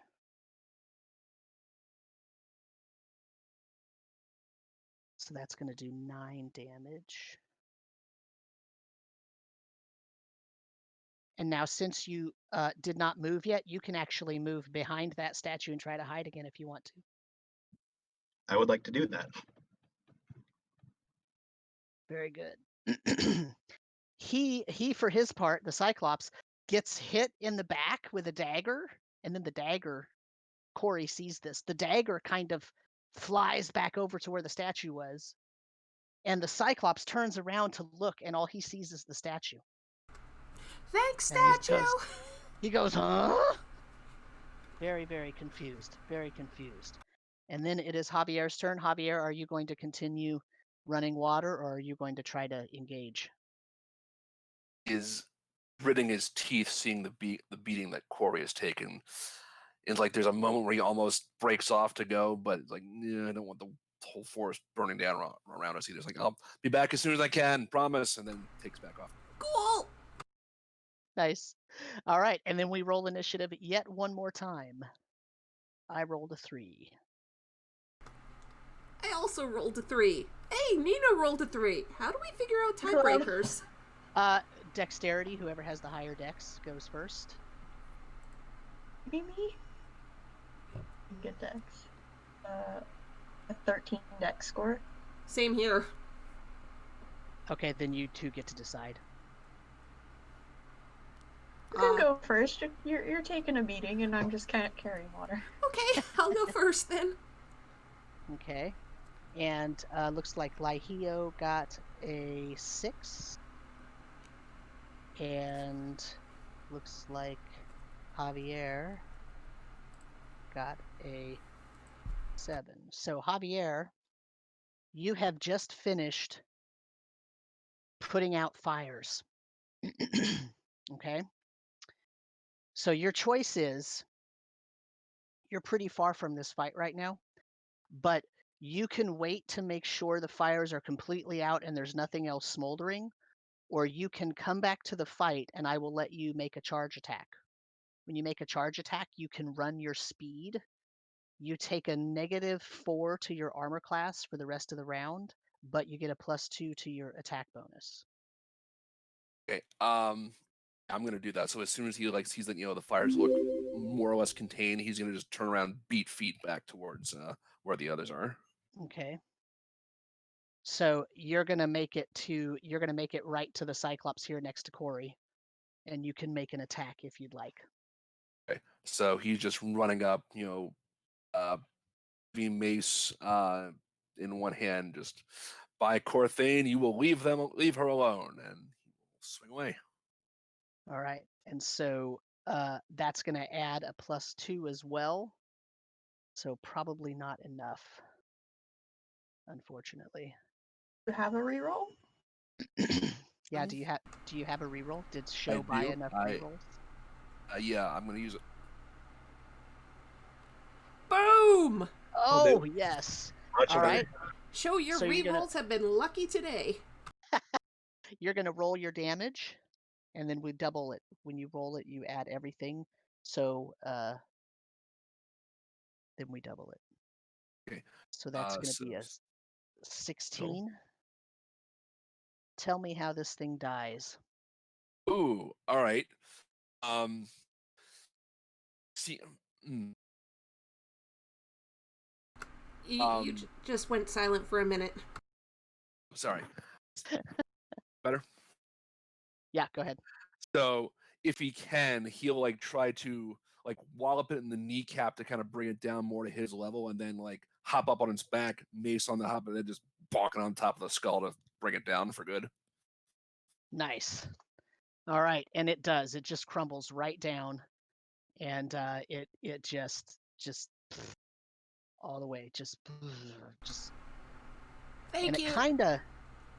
Go ahead. Thank you. It kind of, when it falls down after a few seconds, it kind of almost deflates, as if the body was kind of puffed up with some kind of weird energy. It just kind of deflates. It doesn't change shape or anything, but it definitely loses something that doesn't normally happen when you kill a creature like that.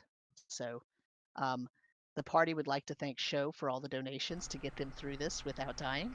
Speaking of showing his donations, I didn't want to say anything until my turn, but he actually sent another heal.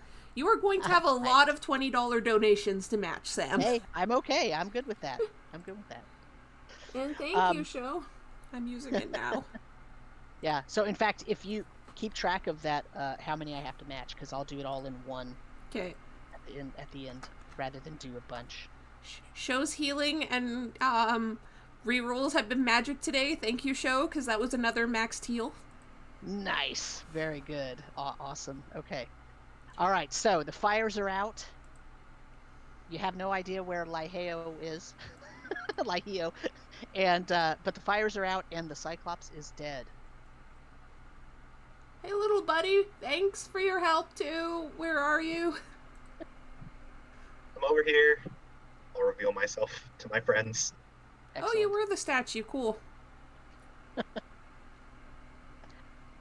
So you can walk to near the town hall if you want, or you can go back across and tell the people that you've killed their Cyclops menace. We should probably check the town hall first. We don't want to bring all the people here and have all of them go crazy too.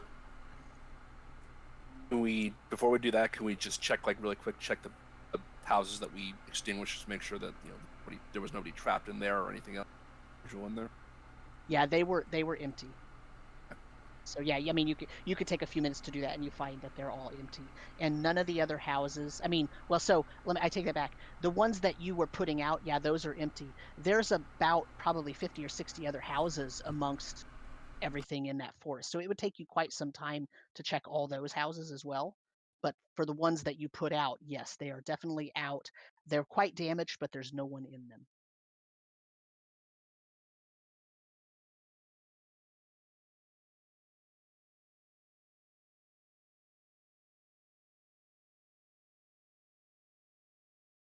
I guess we need to figure out what caused this so it doesn't happen again. Okay, so let's take a. So I'm guessing you're going to go to the town hall because all signs are pointing to the town hall. So let's take a 5 or 6 minute break. I can refresh my tea, and you can take a bio break, and you can regroup, and we'll come right back. Is that okay with everybody? That's great. Awesome. Sounds good.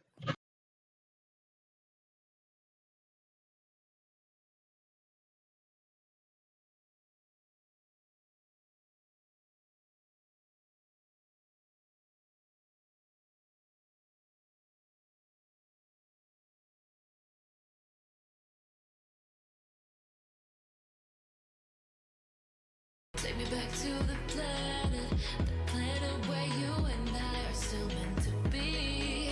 'Cause I'm incomplete when you ain't by my side, when you don't wake up next to me. Yeah, I'm incomplete. I need you here tonight to cover up these empty sheets. 'Cause I'm incomplete. Yeah, I'm incomplete. Hey, 'cause I'm incomplete. I need you here tonight to cover up these empty sheets. 'Cause I'm incomplete.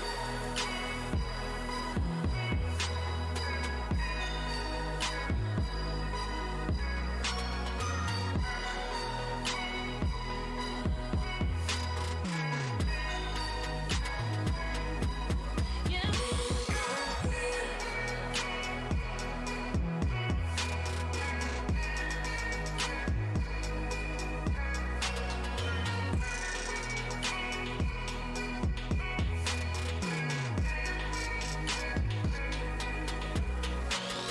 The crack of dawn, I imagine you waiting by my doorstep.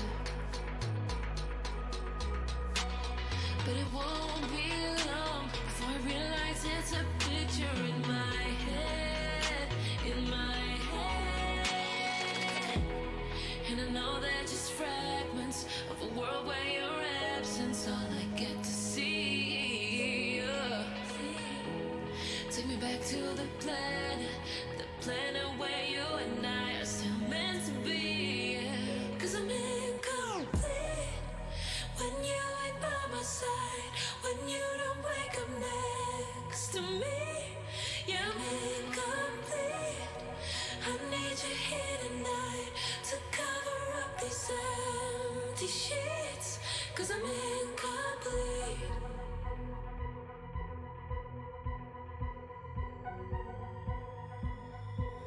'Cause I'm incomplete.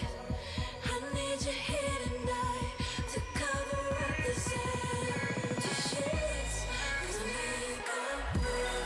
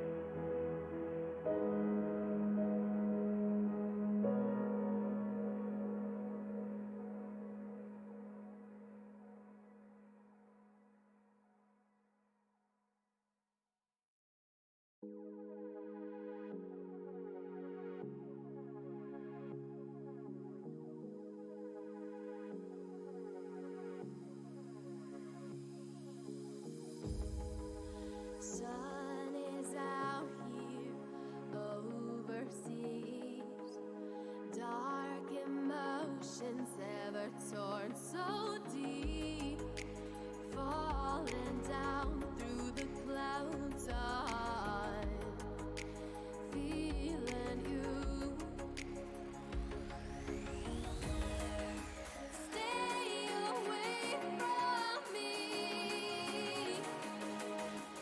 You keep haunting me.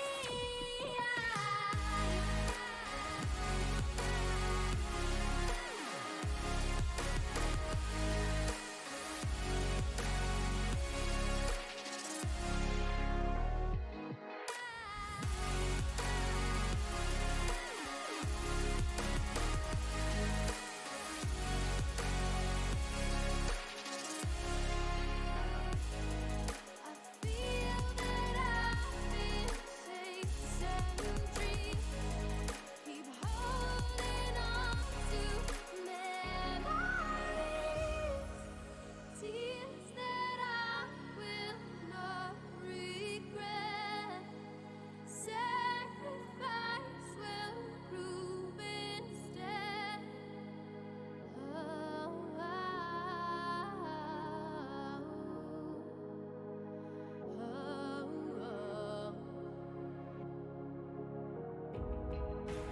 Through the landscapes I review, I can't be honest.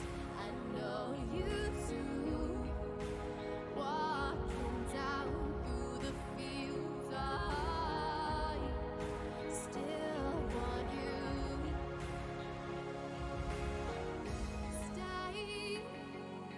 Stay away from me. Stay away from me. Stay away from me. You keep haunting me. I feel that I've been chasing dreams. Keep holding on to memories. Tears that I will not regret. Sacrifice will prove instead. I feel that I've been chasing dreams. Keep holding on to memories. Tears that I will not regret. Sacrifice will prove instead.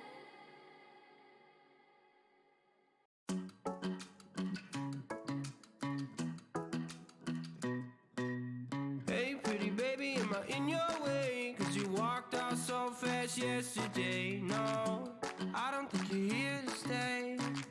No, I don't think you're here to stay. So tell me what you want, tell me how you want it. Tell me all the reasons that you're running away. I don't think you're here to stay. No, I don't think you're here to stay. No, no, no. I just wanna be with you. I just wanna be with you, yeah. I just wanna be with you. Yeah, I just wanna be with you. I just wanna be with you. I just wanna be with you, yeah. I just wanna be with you. Yeah, I just wanna be with you. I just wanna dance all night, forget my problems. I might go insane. I don't really give a damn what they say. And now you know it. Hey, little lady said you feel the same, but I don't believe a word you say. 'Cause I don't think you're here to stay. No, I don't think you're here to stay. So tell me what you want, tell me how you want it. Tell me all the reasons that you're running away. I don't think you're here to stay. No, I don't think you're here to stay. No, no, no. I just wanna be with you. I just wanna be with you, yeah.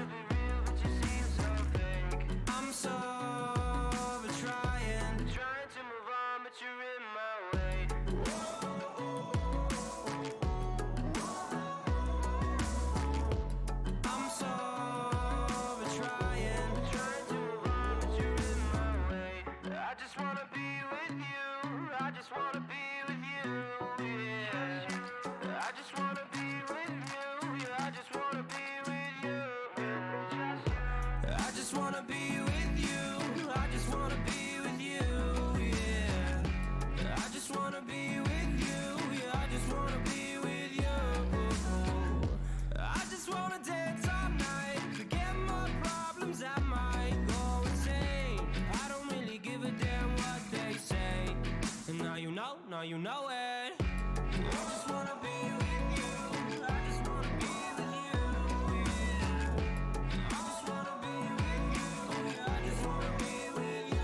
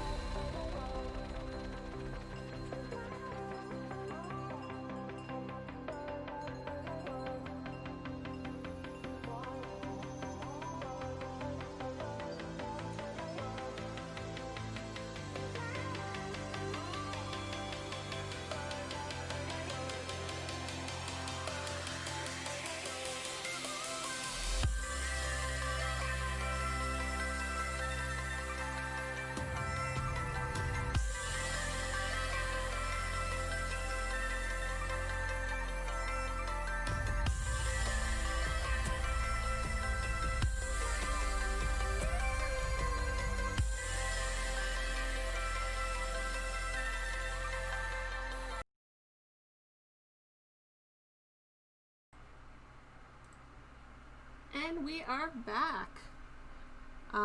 I just first of all want to say thank you to Sam for your $80 donation, matching up to the $20 donations we have gotten this game so far, which means we have hit $1,700. Like, that is insane. Thank you so much to everyone who has donated so far. We thought a $500 goal was very modest, and hopefully we would meet that. Everyone has destroyed every goal we have set so far. So thank you so much, and this is amazing, and it is going to a really good cause. And hopefully that number just keeps going up for the rest of the day. Yeah, me too. There's 2 games after this, right? Yes. Yeah, so we're going into the late times. Well, late for me, maybe not late for everybody else. It's late. Yeah, but that's awesome. I'm so happy. Keep it going. That is really, really cool. Really, really cool. So, is everybody ready? Yes. Yep. I'm ready. All right. So you are going to go into town, I'm assuming. Well, into the ruins of the town. Let Left me of it. yeah, let me whoops, I'm on the wrong spot. Let me Before we head that Yeah. way, Corey, do you want any more healing? I think I'm okay. I don't know what it is today. Apparently, just being an elf is letting me heal. I don't expect that to last. But I don't think I have any internal bleeding, so, good news there. Nice. Okay. I'm Of course, just Orthaean is being especially graceful and generous today. yeah, there you go. Sure. I just switched the map, but I'm actually moving your tokens again real quick because you're walking down the path in town. You are sort of to the south of this. So now you can have control of your tokens again. You see this 2-story building. You can see there are sparse trees around this. What's not on this map image is a bunch of burnt houses all around this.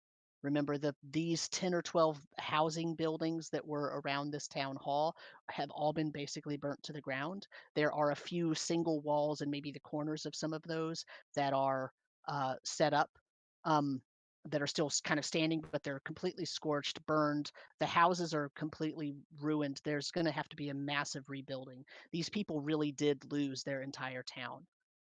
And what you see here in front of you, this big black square, these two items right here, if you can see my little notation there, those are two doors. It's a set of double doors. They are wooden.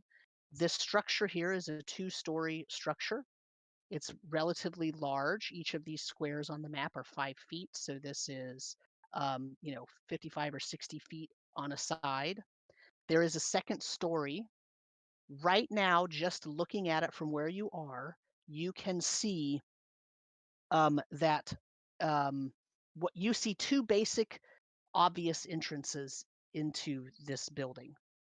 You see the 2 double doors that are there. They look slightly ajar. You're not really close enough to see if they really are ajar, but they don't look set correctly. Okay, so they don't look completely closed. Okay.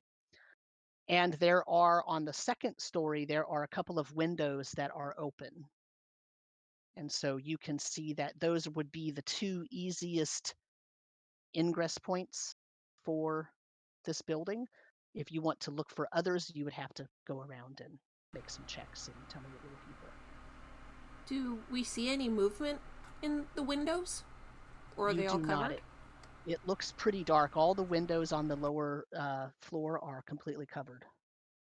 But they're not covered with like shutters. They look like they have some substance on them blocking out vision.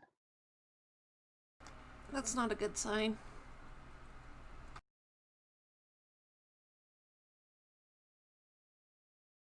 Anyone especially good at climbing that could maybe get it to the upstairs windows? I perhaps could do that. I can actually, maybe. The ranger and the rogue both have climbing abilities. Yeah. The rogue is a little better at climbing sort of built structures that are sheer. The ranger is a little better at climbing sort of natural structures. But they're both pretty good at it. So you can both go, or one of you can go, or Maybe let the ranger go. Oh, not ranger. Rogue go first. See if he can peek in through the upper window. okay. Sounds like a plan. Okay, so Lihio is going to go, and I wrote down how to pronounce it, so Lihio is going to go and go up to the window here.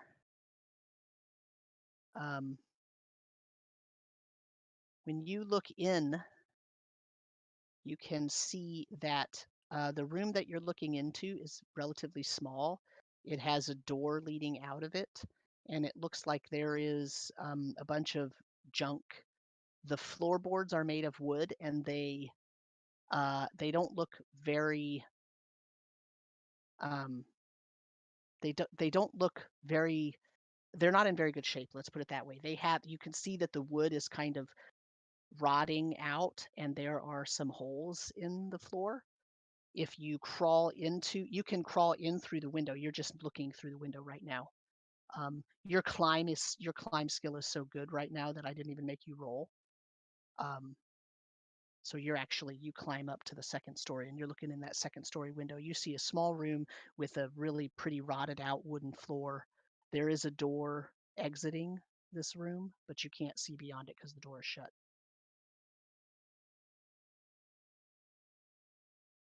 Okay.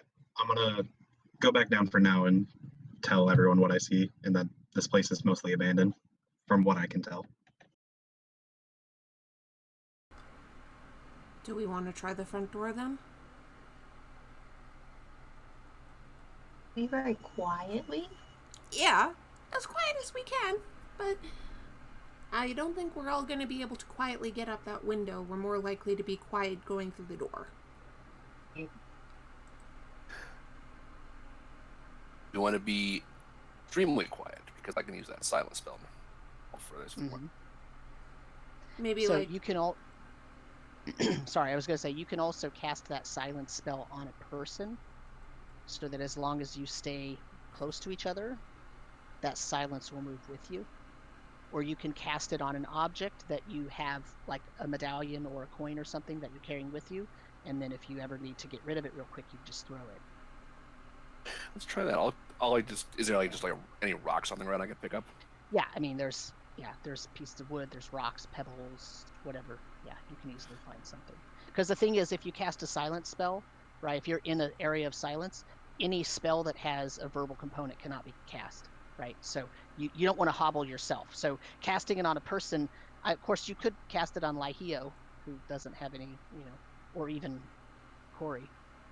someone who doesn't have Yeah, magic. right. I was thinking I would just just pick up a pebble or something and put it on that and carry it around. That way, if I need to, I can just toss it away or something. Okay. I'll do Okay. that. Sounds good. Okay, so you do that. So mark off that spell that you had prepared as cast. So let me actually remind myself what the duration of that is. Is a minute per level. Okay, so 3 minutes, which is quite a long time, right? When you're in combat, each combat round is 10 seconds. So it's a 15-foot radius. Yeah. Okay. So as long as the rest of you stay near him while he is walking with that pebble, you will be in the radius of the silence. So it's entirely possible to, Go up to the Make door it- and no one hears yeah. us. exactly. No one will hear you unless they have some sort of magical aura or ability to cut through that magical silence, which is very powerful and rare. So you're assuming that is not anything that would be going on. So the question then is, if we move your tokens up here, who is going to be in what position? Corey's probably going to be back at least a step, just with her bow out in case something comes out the door. Okay. Can be next to Javier. I'll be in front. Okay. Lihio, do you want to be in front or back? I'm gonna stay in back. Okay. All right. So is that a pretty good representation of how you want to be set up? I think so. Looks good to me. Excuse me. So here's a question for you. How many of you can see in the dark? Pretty sure I I can. can't. Yeah, I can. Maybe I I don't should think ask it this way. Who can't see in the dark? I don't think I can. Because you're assuming, since the windows are blacked out, that it's probably going to be dark in here.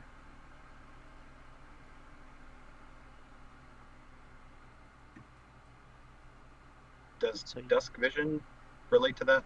Because that's what halflings have. dusk vision lets you, under moonlight or starlight, see really well. You see as though the conditions were around dusk, like what an actual human in real life would see around dusk. So if there's any light whatsoever in there, you'll be able to see okay. So yeah, go ahead. If we need to, I do have torches. So if it's completely dark in there and our buddies can't see, we can light a torch. Okay. I also have missing lights that I can cast. Okay. All right. So you want to push this door open? All right. So you push this door open. And what you see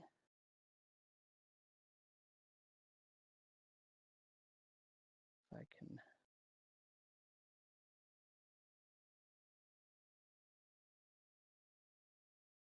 the door opens and you see a very, very dark room. And you also see the corner of a stage, what looks like a stage. It's taking it a second to catch up to me, I think. Yeah, see, so this wood here in this area is, looks like a little stage. This right here. It's a stage that's about 5 feet off the ground, so it's basically wood that was on legs. You see this hole in the floor in front of you, and as the door opens, a stench of rotting flesh hits your nose and almost causes you to gag. And the air, other than the rotting sort of nasty smell, the air also smells of a really pungent, almost chemical smell. So if you want to roll me an intelligence check, I can tell you if you recognize the odor.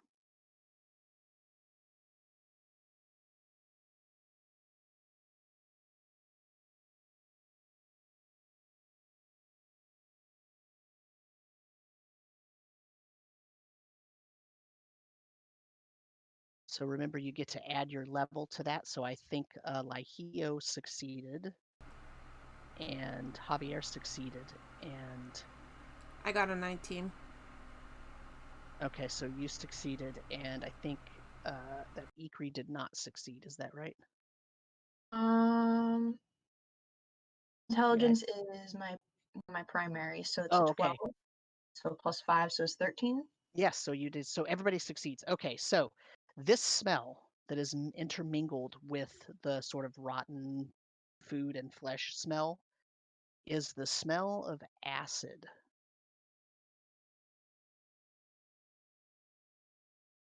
It has a very like natural acid, not like acid that somebody could make like hydrochloric acid, but like acid from a creature that makes acid as part of their defensive system.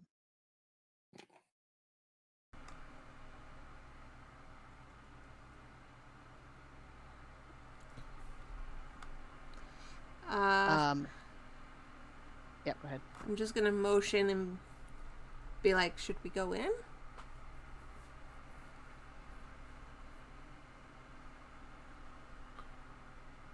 Nod. Slowly. Not back you. I still have my bow out, ready to shoot. Okay. So seeing how pitch dark it is in here, if you step in, some of you will be able to see and some of you will not. Also, you hear a gurgling sound. This.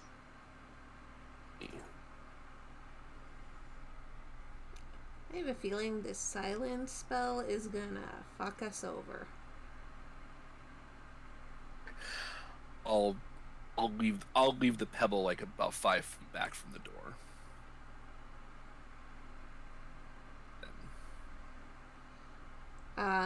I'll bring out a torch from my bag, point at it, and like, do you want me to light it?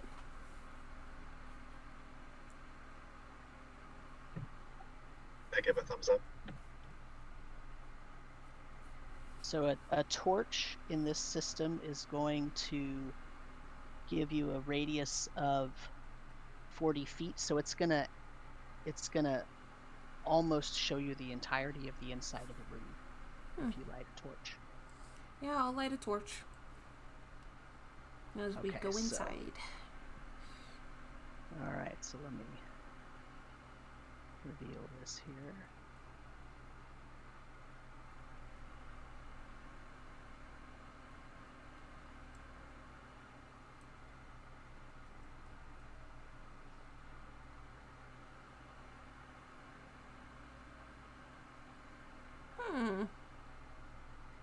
So that's with you just stepping into the door.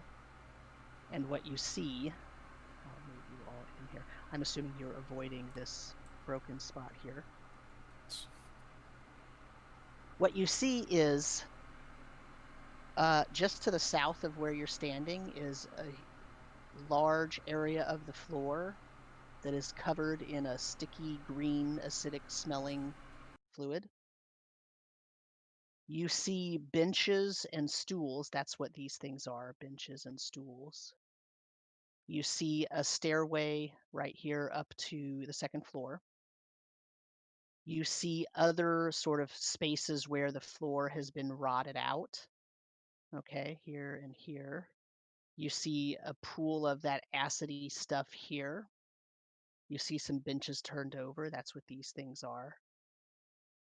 And you notice that anywhere where the floor has been sort of where that looks like there's a hole in the floor in this image, and the places on this stage where there are gaps because the wood is missing, all of those have the edges of those areas where there's no more wood have a slick greenish fluid on them.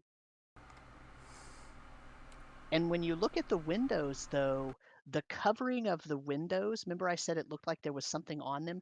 That's not a slimy green substance. It's actually black, and it's really like looks gel-like. There are 2 windows on each wall, pretty much equally spaced around the room, but every single one of them has this black substance covering it. And I need you all to make me a wisdom saving throw. Cool. Do I have a chance to just look up as we come in? Is there anything on this ceiling? There's nothing on the ceiling that you can see. I mean, it's so this part. So the second floor only takes up about about a quarter of the whole building. So it's almost like a loft. Second floor. It's like a portion of the building. And the rest of it's open all the way up to the ceiling, and you don't see anything on the ceiling out of the ordinary. You see spots where it's getting rotted, but there's not like if you're thinking green slime and you're looking for a green slime, there's not a green slime up there that you could see. Okay. I rolled garbage. So did anybody succeed? Let's see. Did. Okay. I got a 16. Is wisdom well, but you got a 16, but you add your It's not left, out. right? Yeah. So I think that means Corey's the only one who failed. Is that right? Yeah. Do you want to re-roll that? Oh, I've already used my reroll. Oh. Okay. So I need you to roll me a d4. Okay. 4. That's either really good or really bad. That's really bad. Okay. So as you all as your eyes settle in and you sort of see more of the room than you had previously, you notice that the gurgling has turned into a the gurgling has turned into more of a murmuring and muttering and let me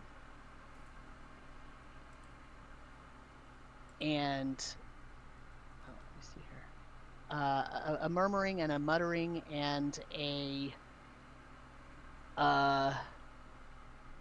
kind of gibberish. And as you look over, out of the shadows in this corner comes crawling this creature that is, let me read you the description, it's pretty nasty. Oh boy. The room still reeks of that nasty stench. It's causing your eyes to water a little bit, and the whole room appears to be just covered in this nasty, gooey stuff in various different pools. There's a pungent odor of wet, rotted wood. There's a pungent odor of rotting flesh. and you hear a soft babble of voices from the corner. It draws your eyes in that direction, except for Corey, who is stunned and basically cannot act. This is here's what it says. Clinging in a web of its own amorphous flesh and slime is a heap of palpitating horror, filled with dozens of eyes that rise on stalks to look about with a vacant stare around the room. Some of the eyes have half closed eyelids. There are arms jutting wildly out from the fleshy ball of gross whatever this thing is. There are a ton of mouths, and that is what is speaking and creating that susurration of babbling voices.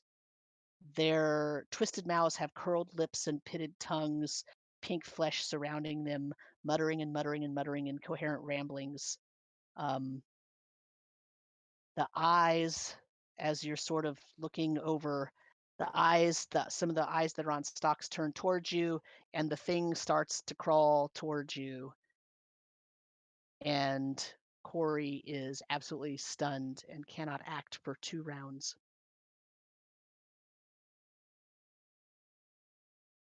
No, it's not a charm. It's just a stunning effect. So Okay, I just wanted to make sure. yeah. No, you're not charmed. It's definitely not charming. I had to ask, because if Yep. it was a charm, it would have been an 18. Yep. Nope. That's fair. That's fair. So, what are you all going to do? It does not move very fast. It's kind of slithering and sloppily clawing its way across the floor, and yeah, it's a pretty nasty glob of nasty stuff.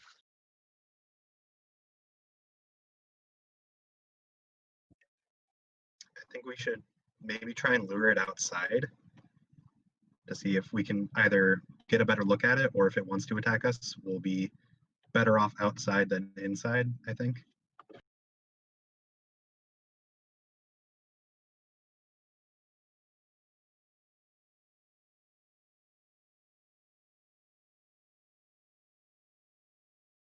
He's gonna be able to move. Yeah, Corey can't move for 2 rounds.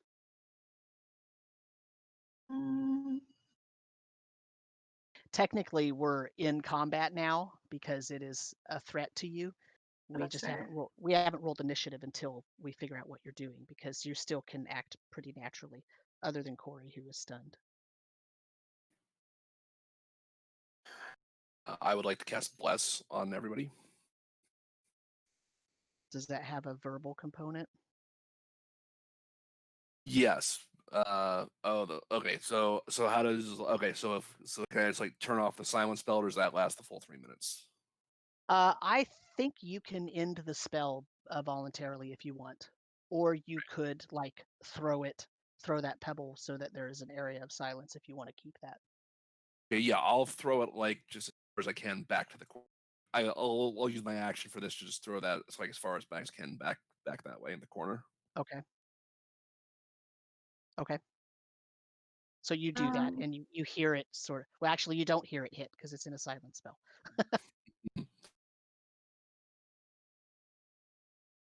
For the DM. Yes. Endure elements. Mhm.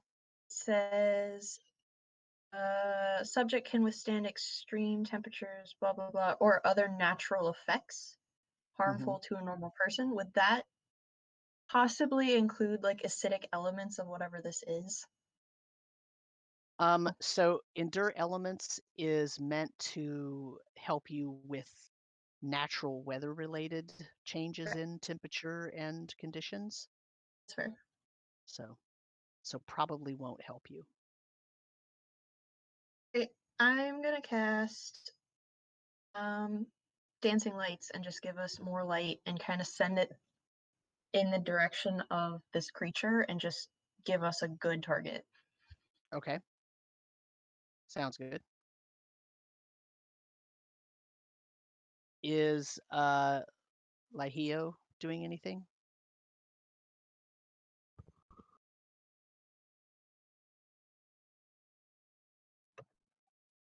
I don't think so. No.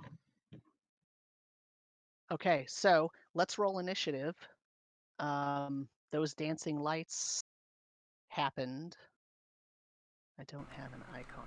For Do I those. roll initiative for 2 rounds, or do I just not exist for 2 rounds? You don't exist for two. Well, yeah, you don't exist for 2 rounds. Okay. That's so sad.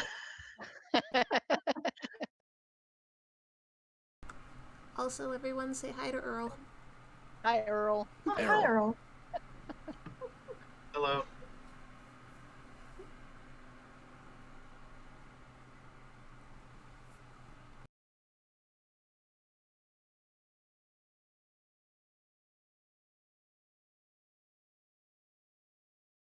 So, let's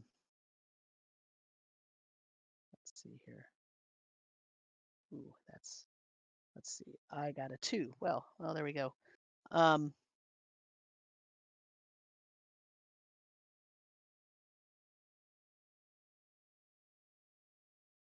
Okay. So looks like Ikri got a 4. Lihio got an 8. And Javier got a 3. Okay. Lihio, it's up to you.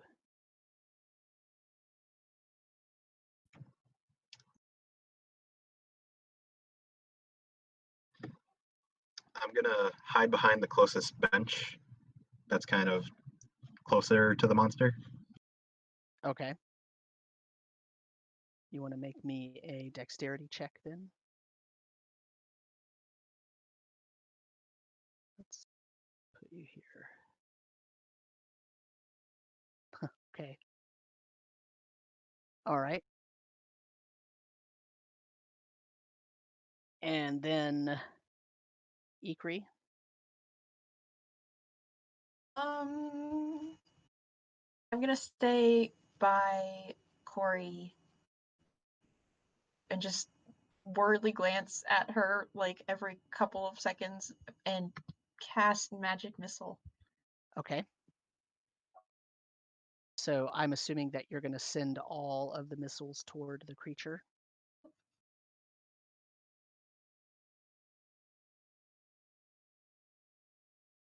Spell that requires a roll yet. Nope. Let's see. So you're 5th level, right? So you're getting 3 missiles. So roll me 1d4 plus 1 3 times.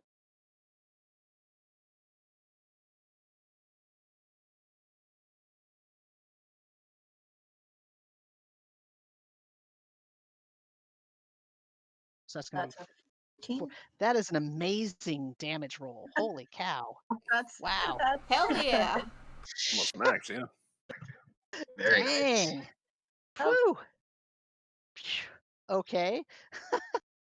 And then it is Javier's turn. I'll cast Bless on everybody.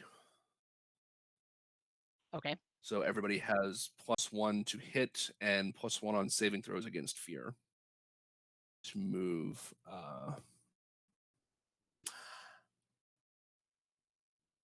like around the hole in front of me and try to move just like towards near Ohio as well. Okay. This creature moves forward. Oh, it's going to come and talk to you, Javier. I'm thinking there's something better I could have done with that silence pebble. At that, in the corner. As it gets close to you, 6 of the mouths reach out and try to gnaw on your flesh. So what's your AC? Is 17. Okay, so 2 of them clamp on. And they don't do any damage right now, but they are like biting into you and holding on to your leg. They found those 2 mouths out of the 6 kind of slithered over on these little stalks and found the pieces in between the metal parts of your armor, and they're kind of clamped on with their mouth. And it's hurting you, but they're not actually doing any injury yet. And then we roll initiative. Now, Corey, you have a choice.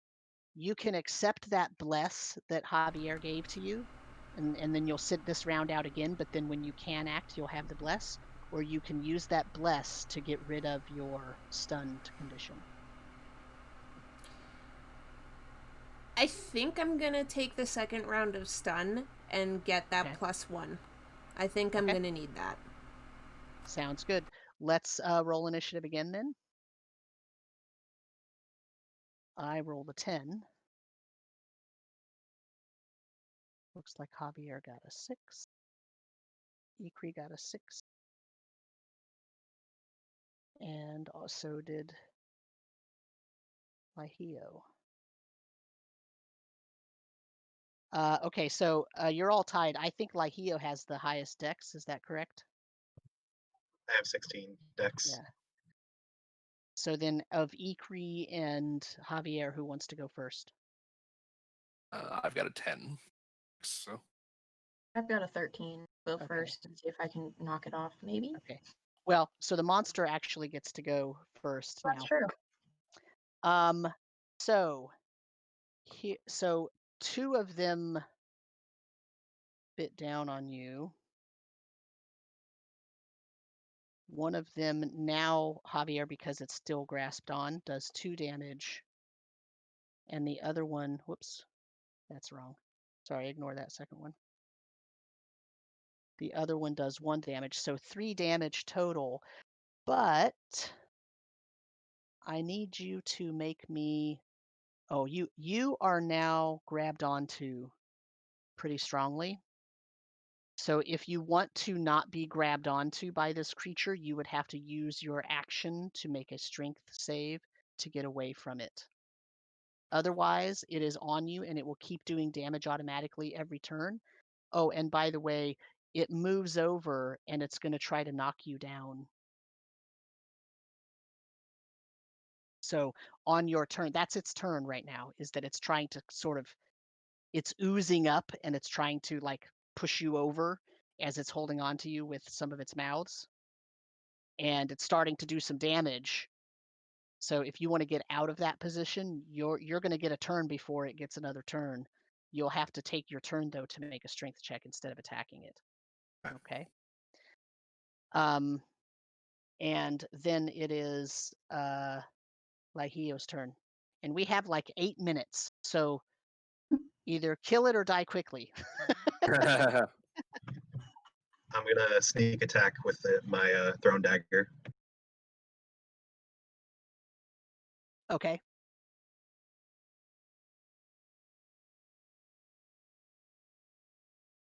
That is probably not going to hit it. I do have a reroll. You should probably use it. And Wow. don't forget, you also have a +1 on these. Okay. Oh yeah, yeah, much that's still not. Yeah, not better at all. Yeah, it still misses. Ikri. Okay. Lightning bolt. Okay. It's a dex save. It is 5d6 points of damage. Okay. It makes a dex save. All right. It is going to Damage. have. Okay. Let me roll that dex save.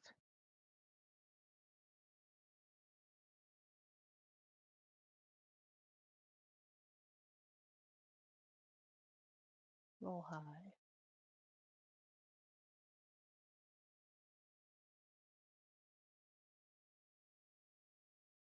Does not make it. So how much damage does it take? 5d6. Ouch. You want to roll that? Uh-huh. 8 points of Oh, damage. Ow. holy cow. Very nice. All fours. Oh, What are the chances of that? oh, Really slim. Yeah. yeah. Wow. I think 4's your lucky number today. 20 damage it takes. Holy cannoli. Okay. I kill it fast. It has, okay, so here's what happens. The lightning hits this thing and it sparks out, and it some of it rebounds and goes over to this pool of acid, and some of it sparks and goes over to this pool of acid, and some of it sparks and goes into the mouths that are biting on Javier, and they do 2 points of damage more to Javier. In this case, it's no. lightning damage. Oh. And the mouths that are not biting on Javier, but all the other mouths that this thing has in combination with each other, they scream this high-pitched, odd, like when the lightning is going into them, they sort of scream out as if, like you would scream if lightning was hitting you. And then it is Javier's turn. Okay, I would like to either push it away or detach myself from it, like you were. Okay, so you need to make a strength attribute check. So you're going to roll it and add your level, and you need to beat a 22 if it's not prime, or a 16 if it is prime. That's how strongly it's grabbing onto you. It is not prime. Okay. That's not going to do it. Yeah, not going to do it. So it is latched on and not letting you go. And in fact, your attempts caused you to go off balance, and you are now prone. And then we roll initiative one, probably last time. Or are you saying you're going to kill everyone this round? No, I'm saying it's pretty worse for wear. You can tell. Oh jeez. I finally hit the roll, and it's a 1. Mm. So looks like Corey got a 1, and Lahio got a 6. Ikri got a 7, and the creature got a 4, and Javier got a 2. All right, Ikri, you're up. Yeah, that was my last damage doing spell. Well, Unfortunately. it did it did a lot of damage. I think it did its job.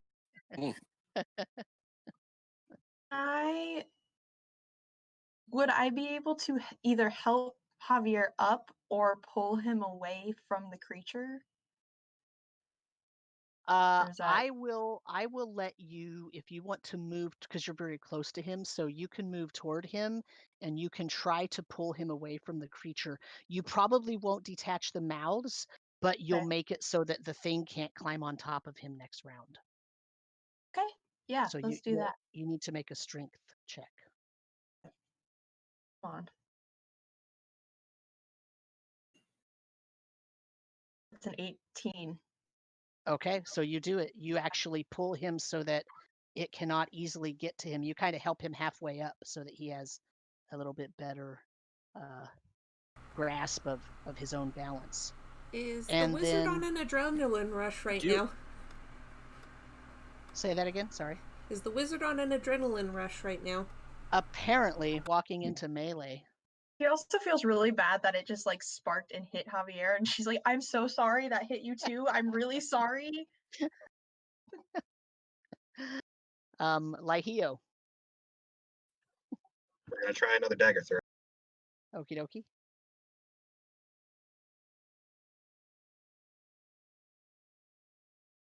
Not gonna do it. This amorphous blob just keeps almost knocking your dagger away. It almost like moves at the last minute like some kind of weird all-knowing amoeba, and it just kind of sucks in that part. I donate one of my rerolls that Show gave me to Robert. Sure. Use one. Yeah, if you want to.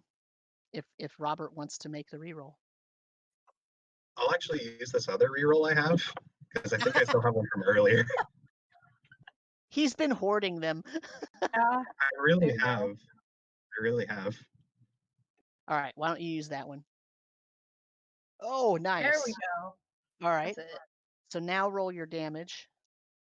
And then we're gonna add a +4 to that, so that's 9. That's pretty good. All right, and then Corey. Corey finally snaps out of whatever the mesmerizing, odd voices were saying. The spell has finally been broken. Finally. Screw this short bow. I'm going forward and bringing out my sword. Okay. And I'm gonna attack this thing. Also, sorry if you can hear the thunder in the background. Oh, it's fine. It's been storming here for 2 days. So. 19. And the bless, is it just damage or is it damage and attack? It's just on the attack roll. Just on the attack? So 20 to hit. Nice. You hit it? I haven't rolled very well with any of my damage. You can use a reroll for extra damage if you want. I don't have any rerolls left. If Nina wants to give you her reroll that she was going to give to Robert. Do you want to do that, Nina? I don't hear you. Yeah, I don't hear you either. Sorry, I didn't know I was muted. Yes, please do. Show's rerolls continue to be high. Nice. 9 damage. All right.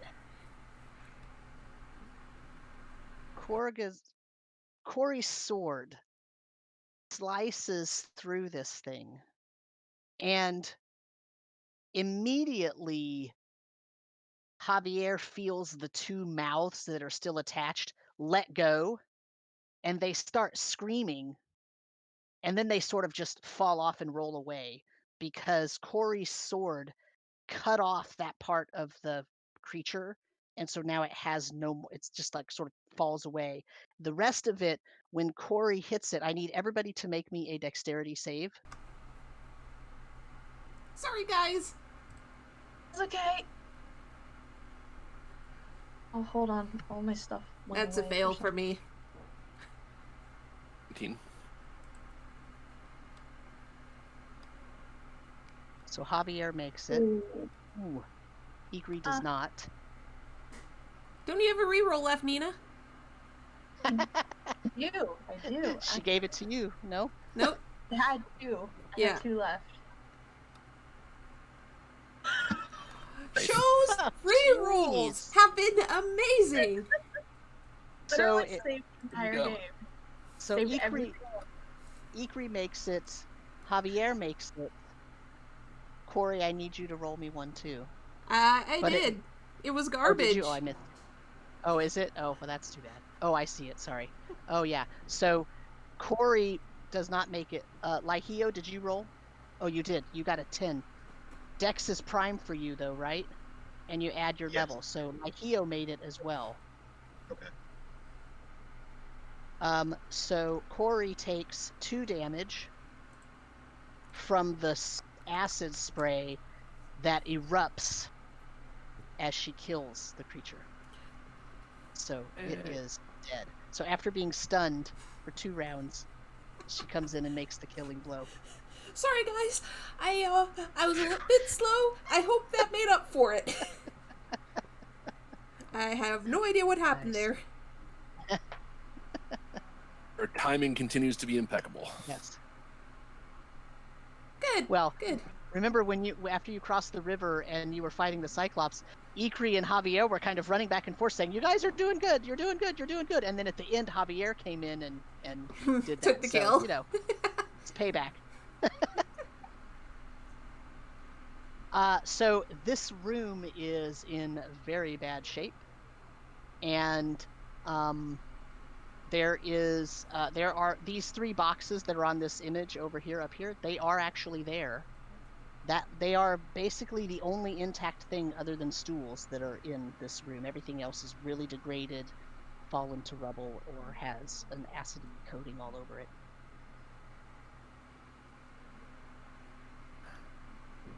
I like to, Carol, again, watching where I step, just go check out the.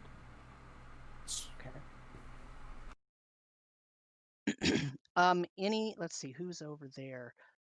So Javier is going to walk over there gingerly with his bitten up leg. Corey and Ikri, roll me a wisdom check, please.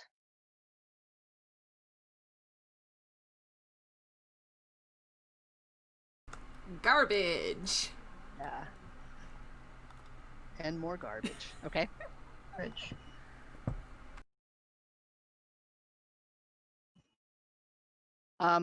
Javier, in the boxes, there's nothing but old tattered cloths and pieces of cloth and some like supplies, like quills and pins and whatnot, but they're all really degraded. They have kind of this acidy, nasty coating all over them. But behind one of those boxes in the corner, you find a small bag with a bunch of gems in it. Okay. Okay. Other than that, there's nothing really of interest there. I'll take the gems. So do we want to check upstairs? Really good idea. So yeah. Okay. So the stairway is not very wide. By the way, for anybody watching, there's been a delay in the next game, so they just gave me the go-ahead to keep going. So we're just going to be another probably 10 minutes or so, just so you know. But so the stairs aren't very wide, so probably only one of you can go up the stairs at a time. You can go first. Maybe the squishy wizard who's used all of her combat spells shouldn't go first. I mean, I have shield still, is my reasoning. I still have a defense. Yeah, no. Okay. No. I have an issue with you going first. You can send the rogue up sneakily. Yeah, I was gonna suggest that. We do have a rogue in our party. That's fair. Hi, that's me. Isn't that what the rogue is for?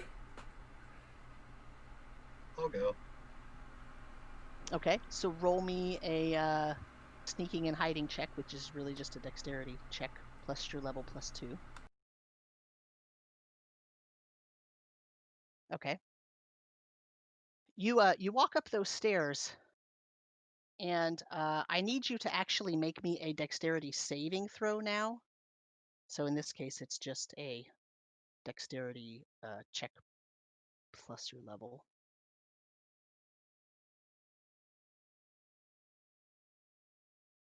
As you get up to the top of the stairs, an arrow comes shooting out at you, and you just barely duck as it goes by.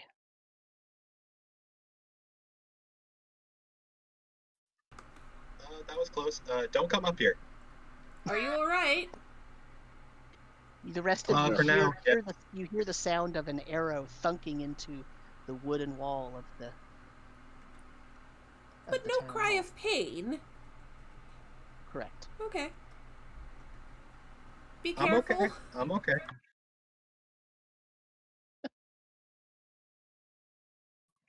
So am I now up the stairs?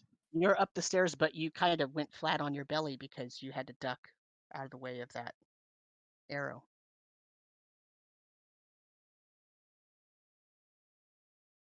Hear the arrow hit the wall. I'm probably gonna start heading for the stairs. Okay. I'm gonna look to see where the arrow came from.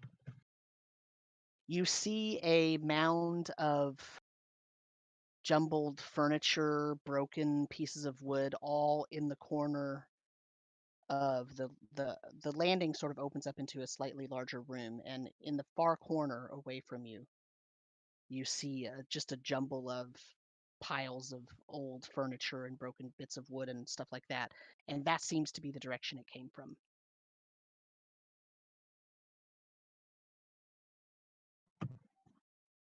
Yeah, if you guys follow, be really careful. Is someone up there? Are they saying anything? I don't see anyone. I think it was just some kind of mechanism, as far as I can tell. When you say that, you hear from the corner, I'm sorry, I didn't mean to shoot at you. I was shooting at the mouse. I'm sorry. But you don't actually see anybody. Whoa. Who are you? Where are you? What's going on? I'm hiding. The I mound's see dead. that, my friend. What she said, the mouth is dead.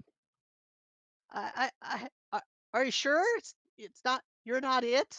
You look human, but I've seen it. Parts of it are human. It's in several pieces currently. Okay. And then as you're standing there, a very tall human stands up.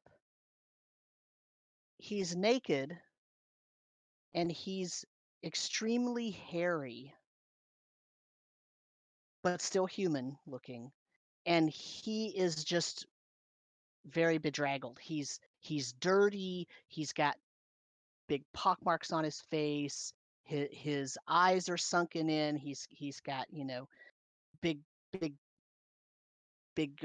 bruises under his eyes and whatnot. He is just really he's wide-eyed though, and he's sort of looking at you, and you could tell he's kind of looking, kind of trying to see behind you to see if the creature is behind you and you're just faking it or something. He's very, very tentative. He still has a bow, but he's otherwise completely naked other than his own hair. Everything's okay. I have my 3 friends here are with me. They're downstairs. They helped slay the beast. Perhaps we could offer you some clothes? And then he sort of looks down and he puts his arm down and he says, I was wearing clothes. I swear I was wearing clothes.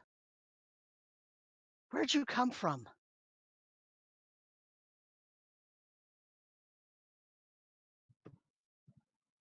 We were just traveling and we heard of some bad things happening and we came to help.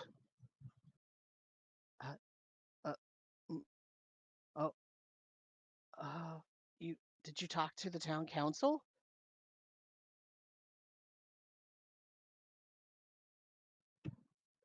We talked to some folk, but I think they were just residents of this place, but I wasn't entirely sure.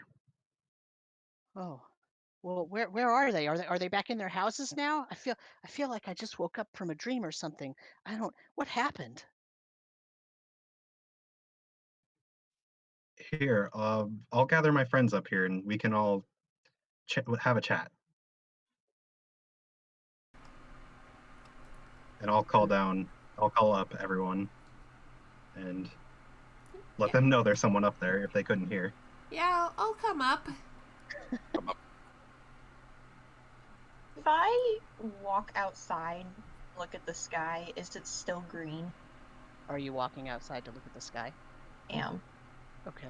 So Javier and Corey go up the stairs. Ikri walks outside. You see the green dissipating. Good. You also notice that on the windows where that black nasty coating was, it's starting to like melt off and like slide down the glass onto the floor, so that now sunlight from the outside is coming into the windows. I'll head back in and go upstairs. Okay. You also hear cheering from the other side of the river. You hear cheering. Doubt it does. So, look at the furry guy and I'm like, so who are you? My name is Kale. I was one of the town elders, I guess. It's kind of fuzzy now, but I was here and I got trapped in here. Everybody else left and I couldn't escape when it started eating everyone. So How long have you been here? 3 or 4 days. Where did that thing come from? I guess the green sky. It just started happening and it just ate people. And when it consumed them, they became part of it and it grew and grew and grew. It's a bad way to go. Mm-hmm. So, were you always this hairy? Not really. I thought I had clothes on. Okay. How about we get you outside? You look like you could use some fresh air. Yeah, and some food. I'm famished. When was the last time you ate or drank anything? Well, I've been drinking my own urine, but I haven't really peed in a day. Okay, let's get you out of here. Maybe take you to the river. A descendant of Bear Grylls. uh,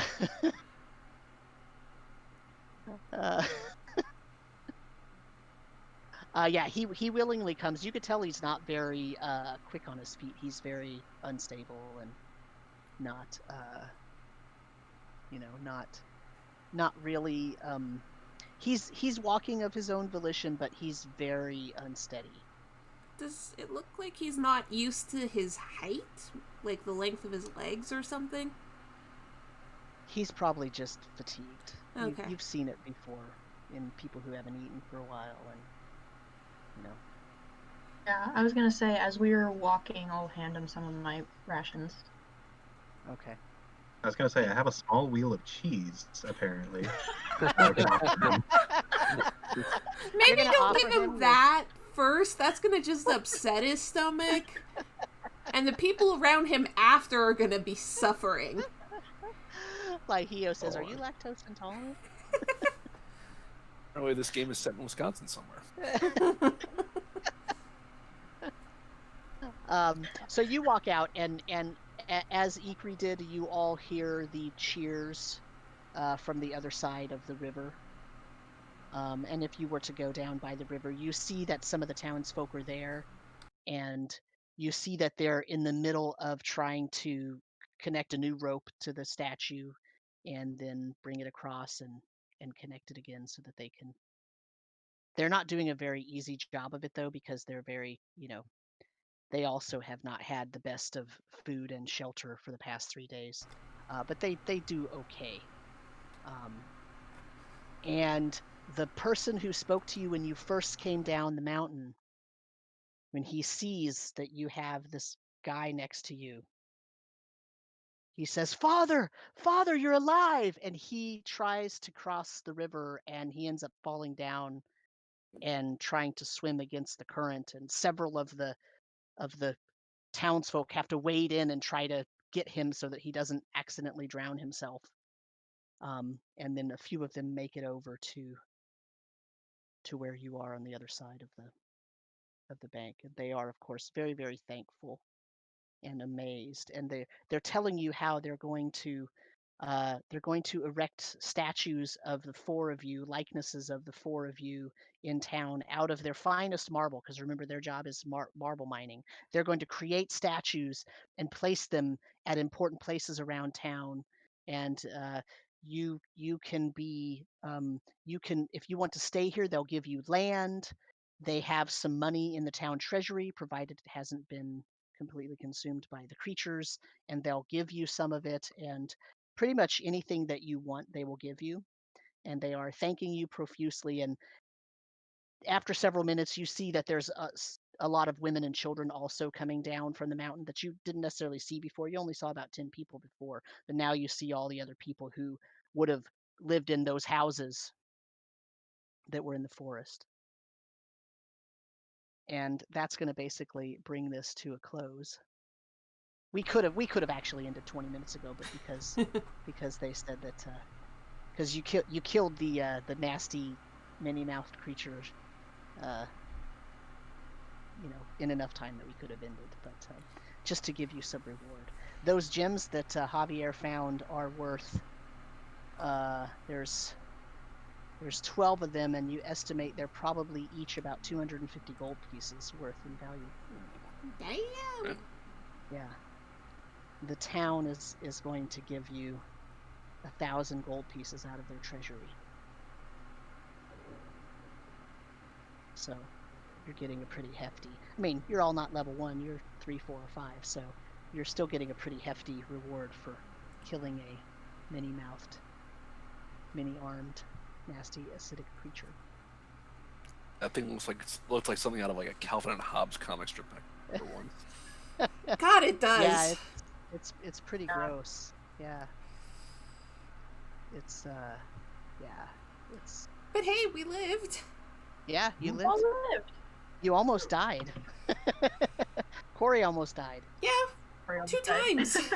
Yeah, but I mean, if the Cyclops had knocked Corey out, next moves on to Javier, right? And then next moves on to Lahio, right? So I mean that club does 1d10 plus 2 or something. I mean, all it takes is a couple of good swings with that thing, and you're toast. Yeah. There you go. Yeah, I had 16 health, so I was very afraid. Yeah. Yeah, I wanted to make sure that didn't get anywhere near our wizard friend who has 14 health. Right. Right. I know. That's the thing. No. Yeah. Very low. It's a D4 every level. So. So all These right. guys Well, need a bridge across this river. the what? Say that again. These guys need to build a bridge before they build any statues across Yeah. this river. Or some boats, or How their do own they houses. not have a because most of them bridge? kinda got burnt down. Yeah. So most of the year, the river is low enough that they can walk across with very little trouble, and they can even carry their marble across with no trouble. But it's in this time of year where you've had a lot of rain and there's snow melt that it causes a problem. So normally they don't even bother to cross, but because this weird green sky thing happened, they had to flee across the river where they normally wouldn't go. Building a bridge might actually open them up to having accidentally more trouble, right? Because they might accidentally have it. It makes it easier for people to get to them. So, yeah, who knows? I guess that's true, That's but fair. at the same time, Yeah, what do you do when the water's high? they just don't cross when the water's high. That's nice. Well, they all Normally. have to get across the river right now, including children. Good That's luck. true. Yes. Time for swimming lessons, I guess. Yeah, See, learn to hold that's on why really they're- tight. That's why they're making marble statues of you, because you're so smart and you saved their town. Mm-hmm. And they didn't think we could do it. That's right. They were very, very Or- skeptical. They doubted At least us. the one guy who we never even asked his name. Why Yeah, would you son of ask for Kale. names? Ilson. There you go. Is there anything else you'd like to say, Sam? Just thank you very much for all those who donated. I want to thank Show specifically for saving everybody's butts a couple of times. And thank you for watching, for those of you that are watching, and I appreciate any donations that came in, and I matched any $20 donation and trans rights. Trans rights. And right.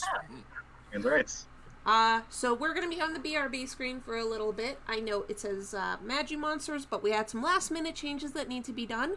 So we will continue streaming games as soon as we can. But for now, thank you so much, and I hope you stick around for our next game. Have a good night. Thanks, everyone. Thanks, everyone. Bye. Okay.